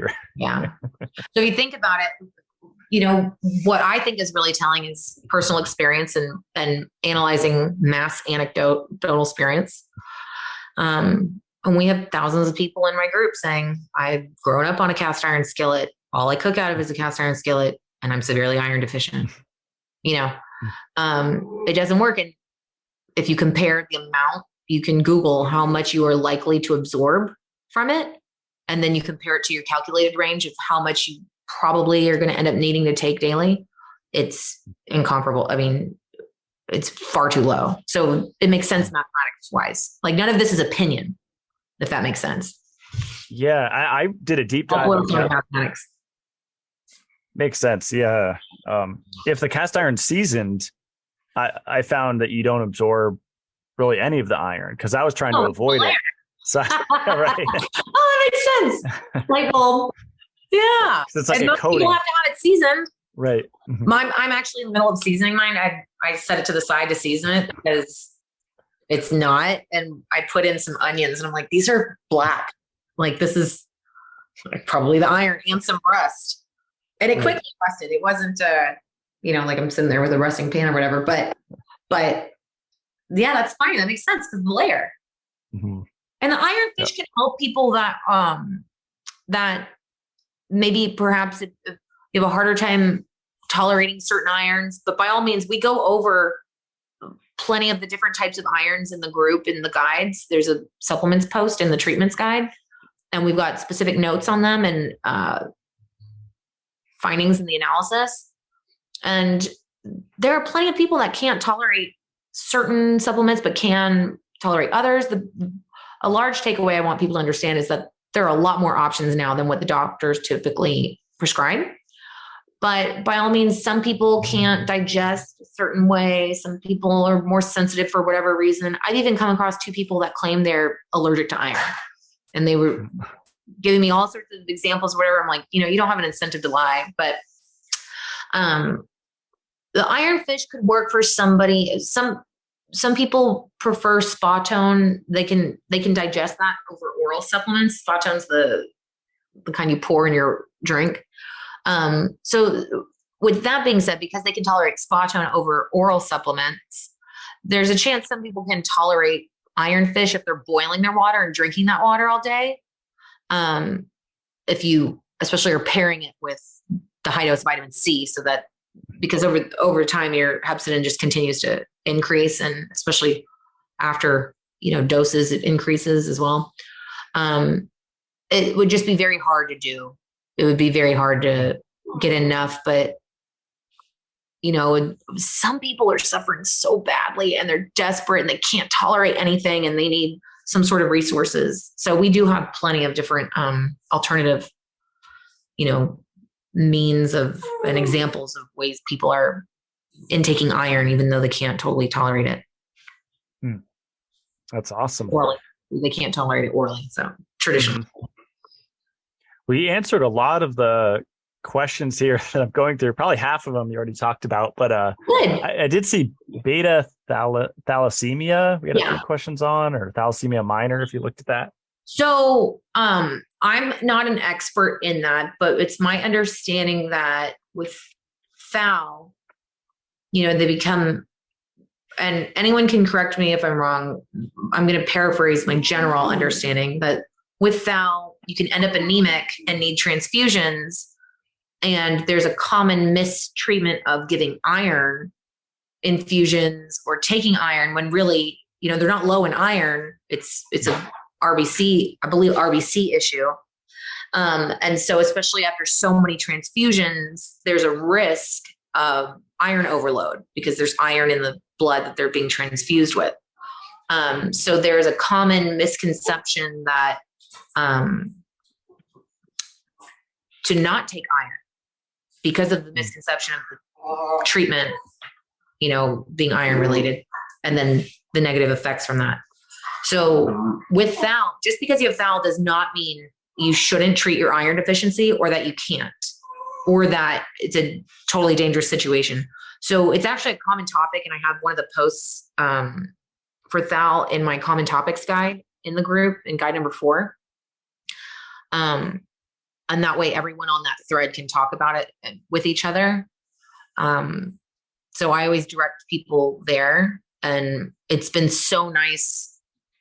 A lot of members have said it's been so nice for them to see other people with having foul and their experience, and realizing it is important to treat their iron deficiency, and they can, and it doesn't mean they're going to overload. Because there's a whole web of misconception, mistreatment, traditionally, all sorts of things at play there, and can change the this perception of what to do about it, and make it scary too. So foul is definitely a relevant topic. And just because you have foul does not mean you have to be iron deficient, and it doesn't mean if you treat it, you're going to get overload. That's the point. Okay, awesome. It does need to be treated. And when would be a good time to get an iron infusion? Someone asked, since you brought that up. They might be asking that if they're a woman in regards to their menses. I do see that a lot. It kind of doesn't matter, honestly, because there's so many different iron doses of the iron infusion. And then it really doesn't matter the timing. It doesn't. We have an iron infusions post, and I've had 3. We're big fans of iron infusions. Sorry, my dogs. Have you seen men get them too? Or yeah. And there's a misconception too that postmenopausal women should be afraid of iron, can't take iron. No, anyone iron deficient should be, properly diagnosed and potentially can treat it. It just depends on everything. But just because you're postmenopausal doesn't mean you can't treat your iron deficiency. Just because you have foul doesn't mean you can't treat your iron deficiency. If you Google it, fear cells, articles with fear totally cells. So there's a lot of articles, that used to be in different magazines, be careful, don't take iron if you're postmenopausal. Well, no one should take iron if they don't need it. The thing is that with postmenopausal women, they're not getting rid of all that iron every month anymore. So they may not need the iron. That doesn't mean they can be iron deficient and they shouldn't treat it. They just get the test. So it's good to have platforms to be able to discuss that and iron that out, for lack of a better term. But for iron infusions, there's not necessarily a perfect timing, but there is a very, very important iron infusions post in the treatments guide in the iron protocol that goes over how iron infusions can be dangerous, what you should test first, what you should have optimal first. So anyone interested in iron infusions, you definitely need to read that post before getting any iron infusions. That's great. Yeah, someone commented, I had an iron infusion 8 months ago. Ferritin is back down to 8.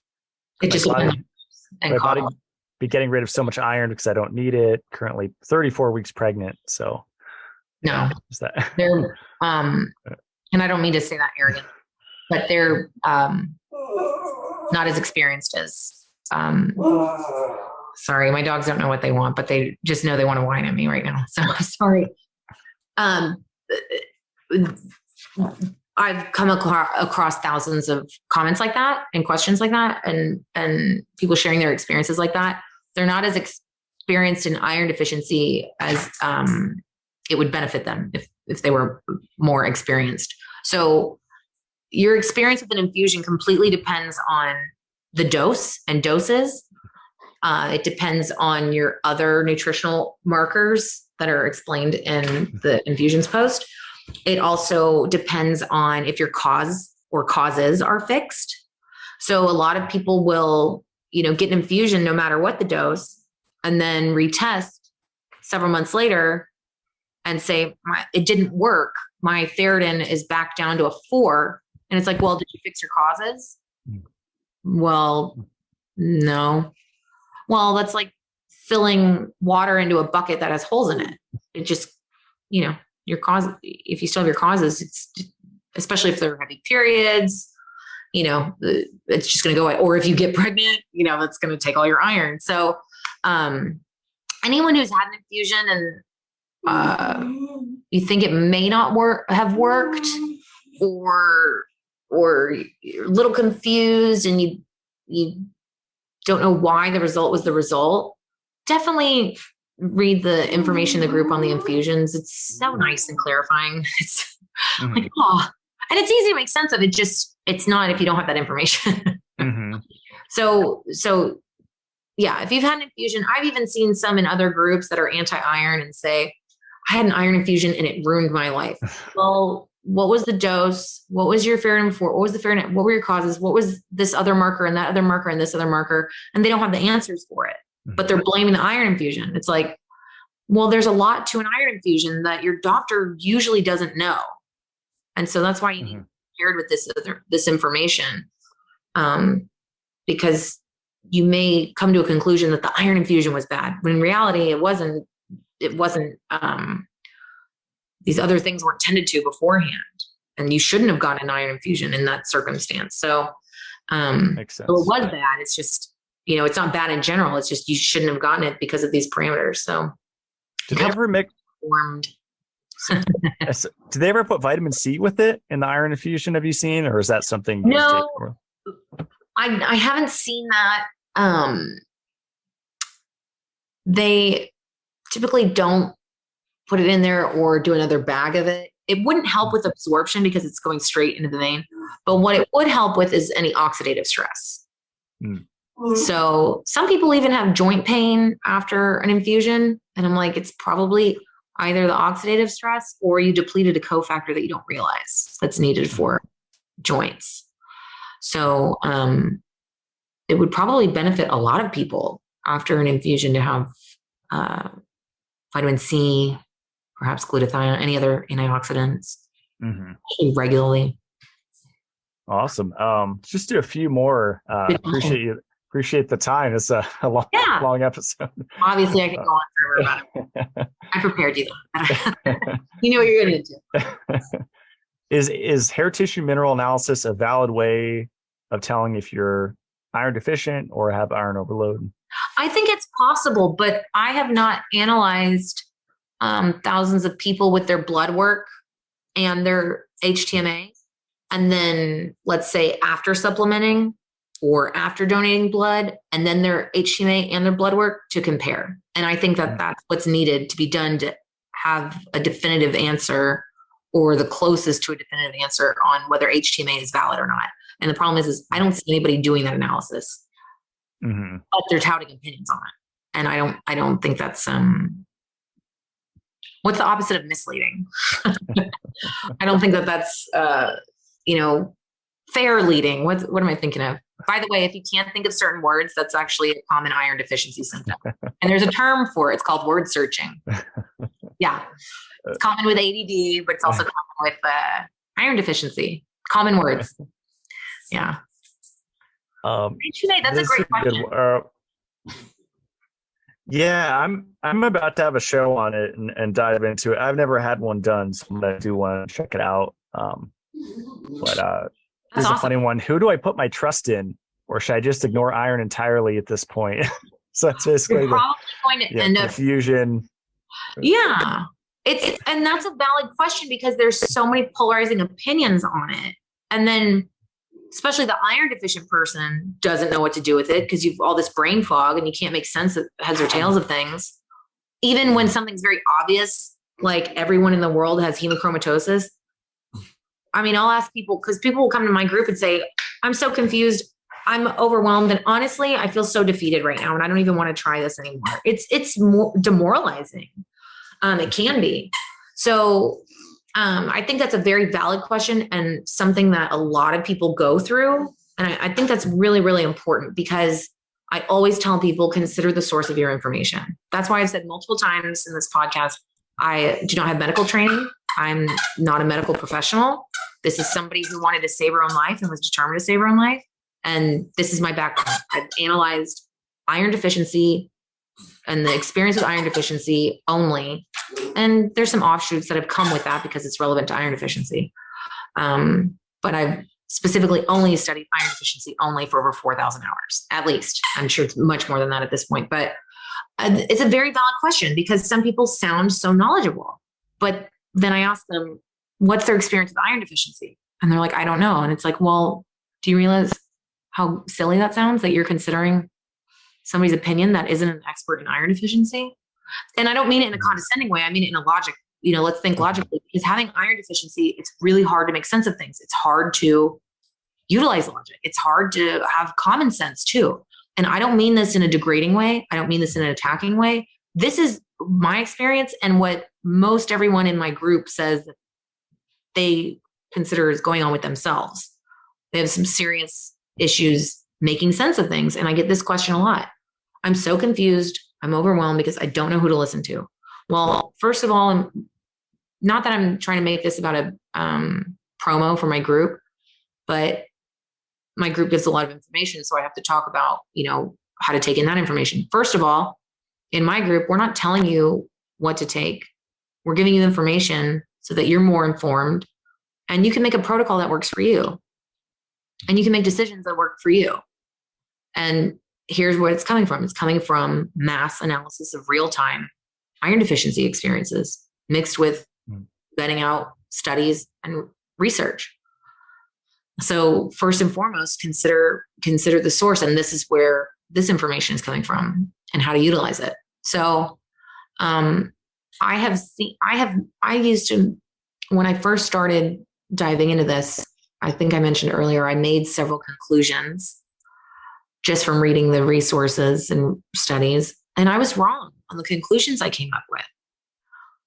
And that's because I hadn't paired it and matched it to real life experiences, especially thousands of them. So I have seen a lot of people give opinions on iron deficiency who have not specifically studied iron deficiency. And you really have to consider the source, don't you think? That's a great point. Yeah. And I think one thing I've noticed, especially the last week or two, is people point fingers and say, oh, you have had a financial interest in this.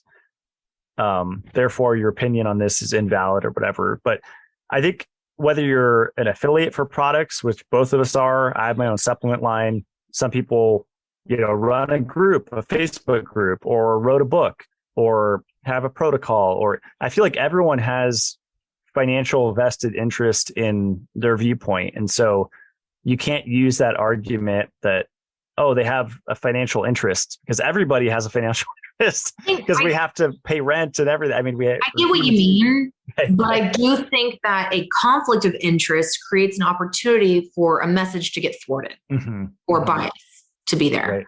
Mm-hmm. So that's why I actually have always told my group members I will never sell an iron supplement, because I don't want anyone to have some sort of doubt of the content. The reason my group is so valuable is the content is accurate. And that's what people say when they join the group and they've been in it for a week or two, a month or two, and they go, I've been trying to vet out what I should do. And so I decided to finally do a little bit of iron, and I'm finding all of this content accurate. And so there's a trust factor built in there that I definitely don't want to compromise. Now with me, I only have started to figure out how to monetize this relatively recently compared to how long I've been doing this. And it was with the help of my group members telling me, Caitlyn, you need to be making money off of this. You were spending more than full time in this. And, I had other health issues and I left my job for medical leave last year. So I needed some sort of financial support anyway. But I definitely think there is room for a conflict of interest if there's, I do tell people, chase the money. And you will see with my group, I'm trying to make money through all sorts of ways. So you can't say she pushes an iron supplement or she's anti-infusion. I'm trying to make money from everything so that kind of negates itself, because I do think that's valid. However, people do need to end up, especially when they have a level of influence, do need to end up figuring out how to monetize this. I mean, this is the way the world we are now. So I do hear what you're saying, and I agree to an extent. But what I say in my group is to chase the money, as in the specific money. There's some people out there who only have created a group because they need more traction for their product, which isn't necessarily a bad thing. And I've dealt with this in my group with some people trying to advertise and then my group members reporting it and saying,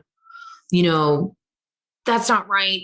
this group is so, what do you want to call it? Altruistic and accurate. You know, you don't want to dumb it down. You don't want to discredit it in any way, and have anyone advertise it. And I'm like, well, hold on. We're all about information here.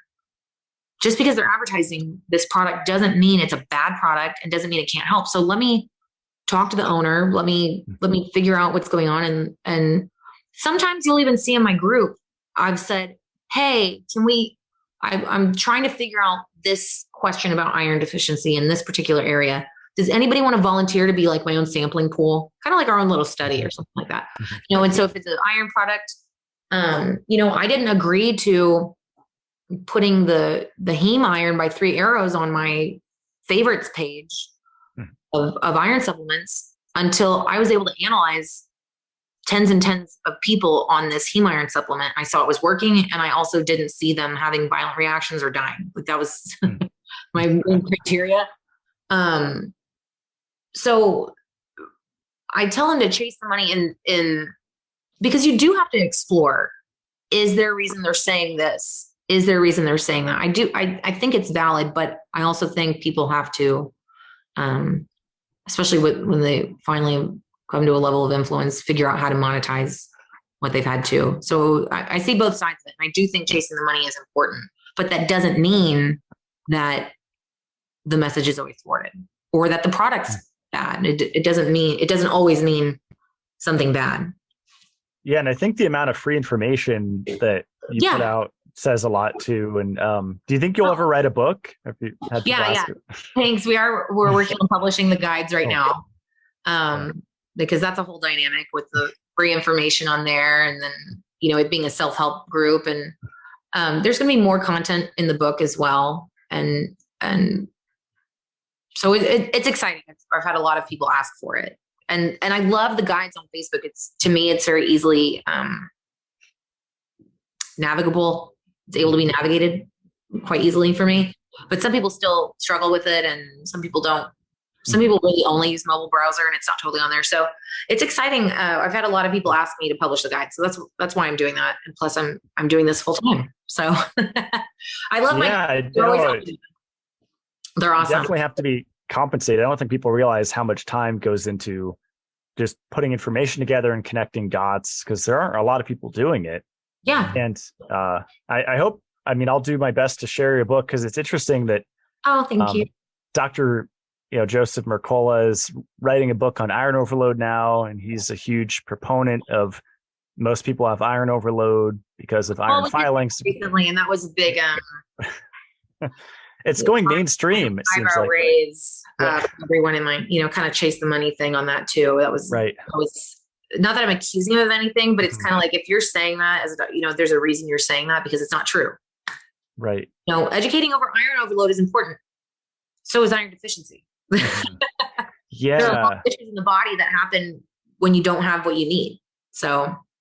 Yeah, it seems like a huge section of the natural health community. It is going mainstream towards that direction of almost everybody has iron overload and nobody has iron deficiency, and it's super dangerous.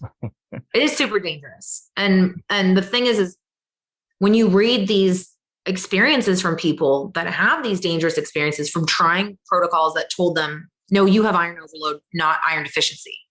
You have iron overload. You need to go donate blood, or you need to focus on copper or magnesium and not take iron, whatever it may be. I mean, when you read these experiences of how harmed they were, it doesn't make sense to not take that in and have that register.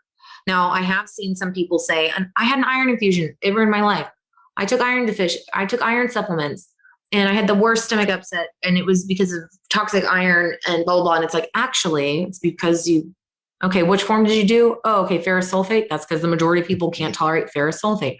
Oh, you had an iron infusion and it ruined your life. What were your phosphate levels and vitamin D levels before the infusion? I don't know. Well, that's likely what ended up happening based on statistics. That's likely what ended up happening was it lowering those and you suffering long-term from those. It's not because you had toxic iron overload, and it's not because iron was bad. It's because of all these other factors. I mean, you have to be educated in this before making a an opinion. You can share I'm a big advocate for sharing your experience, but to say something definitively, like, I took iron supplements and it caused me iron overload or toxicity. It's like, well, first of all, those are two different things.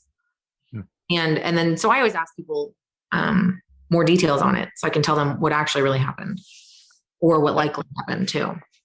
That's a great point. Yeah, all those variables, and those same people often become cheerleaders, or the biggest cheerleaders of a certain protocol. Oh, yeah. And then go on to influence people to the fear porn and Because we have people like that too in my group who say, Caitlyn, I'm able to now play with my kids for the first time. This is so much better. My libido's back. My husband's so happy. My wife is so happy. I mean, just quality of life improvements now that they're treating their iron deficiency. And so we have champions as well. But what I reiterate throughout the group, and I monitor as well, is to speak impeccably and articulately, so that you're not just saying, take iron, you're going to feel amazing. No, you can't promise you're going to feel amazing. Healing from iron deficiency really sucks. It's a long journey most of the time. Some people feel benefits within that same week. And we see a lot of those posts. Oh my God, is this all in my head? Is this a placebo effect? Like what you told me. Oh my God, I'm feeling better in these different ways. And I tell people, it could be a placebo effect. And if it is, cool. But by all means, we do see this commonly as well. So it can happen. But usually the journey is up and down. The oral supplements are not always tolerated, especially the most commonly prescribed ones. They're horribly tolerated. So it's just a crappy journey, and you have to speak, and you have to speak articulately about it. And by all means, I was engaging with someone in another group this past week that was arguing with me that isn't familiar with my protocol and was saying, basically it took her a while to say the point that not everyone should treat iron deficiency. She wasn't even understanding that she was technically iron deficient, but she was coming back with high saturation fasting. Well, you could be iron avid. You could be on high dose vitamin D or B12 that can cause the high saturation. Did you eat before the test? If you ate before the test, it's going to come back high. There's all these different variables. So just because you're diagnosed iron deficient doesn't mean you necessarily should treat, especially with high dose oral iron or iron infusions necessarily. Because what if it is a dysregulation issue as well? And and you just need to fix the dysregulation issue. Like maybe it's low vitamin A or low bioavailable copper, maybe. And you just need to treat that. And then you're able to now absorb more and transport more. Maybe I always say anything's possible. But I was arguing with somebody, I let myself, just because it was in a science related and focused group that is really focused down, at the cellular level. And I wanted to spell out, main points to her argument. And I really wanted her to clarify her argument. And it took her a little bit because she was saying she wasn't iron deficient. It's like, no, you are technically iron deficient. Your ferritin is an 18. And she said, I never had symptoms either. I said, that's okay. A lot of people don't have symptoms. And all of the iron, there's tons of iron deficiency symptoms. And a lot of people don't experience all of them. That's common too. So it's okay. And she said, and I had high saturation, so I wasn't iron deficient. I go, no, you were technically iron deficient, but maybe because you had high iron saturation all the time, maybe that means it was transporting everywhere and getting everywhere where it needed to go, and so therefore you didn't have a lack of iron, and causing the symptoms, but you technically did have a deficiency. But my protocol goes over the main fundamental points you need to understand. And then you make decisions for yourself and make a protocol that works for you. And it's not saying that everyone needs to be on iron. It's not saying that everyone's iron deficient. And it's also not saying that, hey, if you're iron deficient, you need to take oral supplements. I really don't like when I see people, especially with inexperience, telling other people what to take. Because if I over 4,000 hours, sorry, Luke was here. If I, with over 4,000 hours of analyzing people's experiences, if I still don't feel comfortable saying you need to take this, somebody with less experience, especially not in iron deficiency, shouldn't be saying you need to take this or you should take this. Mm-hmm. Or especially promising you will feel this afterwards. That's a big problem too. Because there's a lot of emotions in all of this too. And people get worn out, especially like the chronic fatigue groups and suffering from fibromyalgia and chronic fatigue. You know, you've tried all these different supposed remedies and nothing's working, and you know, you're being hopeful, and there's so many emotions involved in the disappointment. So I mean, that comes with everything we're talking about as well. So I don't agree with saying, oh, you're going to feel so much better about this. So we even, as a general consensus, don't talk like that either in my group, because it's like, no, it's possible that, you know, I'm so proud of my group, because a lot of them have over the last several years have become so knowledgeable and experienced with this, and it just helps maintain the culture of the group of being informative and speaking accurately and saying, you know, it's possible you'll feel better. It's possible you might not. It's highly likely you'll feel better, you know, whatever it may be. Yeah, the group's awesome. Like it was very hard to stop searching around on the group when I first found it. So I did want to ask you, is there any, like, I finally got my printer working. Like, would I have to copy and paste every part of the guide to like be able to print it out? Okay. Yeah. For now, you can, if anybody wants, because we all learn differently, which is why I need to be doing TikTok and YouTube. So I'll be doing that soon. But we all learn differently, and a lot of people prefer to print the guides and highlight and make notes themselves. And in Guide 1 Preface, there is an outline. I call it an outline cheat sheet, because it tells you where to find the answers and why that point's important. And a lot of people say, I'm overwhelmed, because even just seeing the sheer volume of information puts a mental block. But I actually spent tens and tens of hours formatting it for people with anxiety and brain fog. So it's funny, you know, objectively, it's funny. Oh, I'm so lost. I don't even know what to do. I don't know where I'm at in the guides. Well, did you read the title? It says like step 1 is to determine whether or not you're iron deficient. So let us know where you're confused on that, and then we'll help answer that. So even the titles, it's what I'm saying is funny is that it's something so simple as a title it ends up being so helpful. That's what I'm saying is funny. Not that anyone's struggling, and I'm not making fun of them, because like I've said multiple times, having brain fog and anxiety comes with iron deficiency. So that's expected for anyone to be overwhelmed. Yeah. And notice a lot of the parts of the guide, you'll say, you know, I repeat, if you're, you know, the ferritin section, if you're below 100, skip the section or whatever, you know, so. Yeah, I try to be very clear, but even, you know, for a lot of us with iron deficiency and healing from, you know, honestly, just seeing the volume of it, that mental block it creates is so bad, because it's like, I actually go way out of my way to tell you a directional guide. Okay, if you have this, you know, skip down here, or, you know, don't even read everything in this section if it doesn't apply to you. And I grew up with unmedicated ADD. So, I mean, it's essentially a learning disability. So I can relate to this. I'm like, I know I've been there my whole life, my whole childhood, and it's defeating too. So there's that emotional component I was talking about. So anyway, it is highly organized to be user-friendly. It's just, unfortunately, with iron deficiency, it's really hard to help yourself. And especially if it's concurrent with another deficiency, which is common and quite expected. It's possible not to, but it's so common. It's highly likely. Mm-hmm. Well, Caitlyn, this was really awesome. And I think a great introduction for people that have been overwhelmed with all the information, opposing viewpoints. And I'm relieved to share this information as someone that's been championing the opposite view that iron deficiency isn't real for years. So glad to share the truth and really appreciate what you're doing with the Iron Protocol and putting out good information. Thank you so much for having me. And, you know, it's really hard to get through to anyone who has been really focusing on learning an anti-iron stance.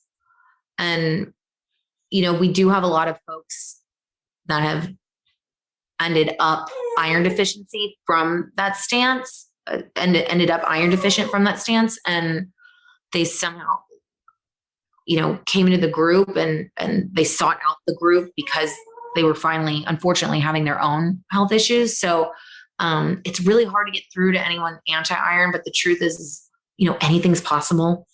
And my group does not say, everyone should treat iron deficiency, but it's just a collection of resources. So we welcome anyone. We share a lot of stories about how doctors have harmed us, and there's a lot of emotions in the group, and especially about doctors, but we have a lot of medical professionals learning the protocol for their practices, and we welcome them, and we're excited for anyone there. Any medical professional coming into the group, we're happy to have them, but just a couple of those caveats, it can be there. So we're really, really happy that you're in the group and just open to seeing another perspective. And I know my group members brought up, they saw your Instagram story about, me being on, and they're really excited. And, when you find information, just like how some other protocols can help a lot of people, you want to share good news and helpful information. So I do get that too. So I know a lot of my members are really happy that you have invited me on, and are just also proud of you for being open-minded. That's awesome. So thank you on behalf of all of us. Thank you. Yeah. And I think we've talked about it. There's not one size fit all protocol. Right. I created my own protocol for fibrosis and calcification and lipofuscin, but every one protocol is not going to work for everyone. And I think that's a very grounded perspective to have. I agree. Yeah. Because even the calculations in my protocol that say, hey, this is what the American Society of Hematology says works for most people. Even those calculations, some people need less and some people need more. So the information in my protocol is really just so that anyone can create a protocol that works best for them. Because really I've yet to find a one size fits all protocol unless it's, manageable like that. So I agree. So thank you very, very much. And we hope, anyone interested in learning, about maybe the other side, or learning more about their iron deficiency, we would love to have them. So my group members are very happy and excited about you featuring me. So thank you very much. Love it. Well, thanks, Caitlyn. I'll put the links below so you guys can check out all that stuff, and stick around as I close out the show. Awesome. Thanks.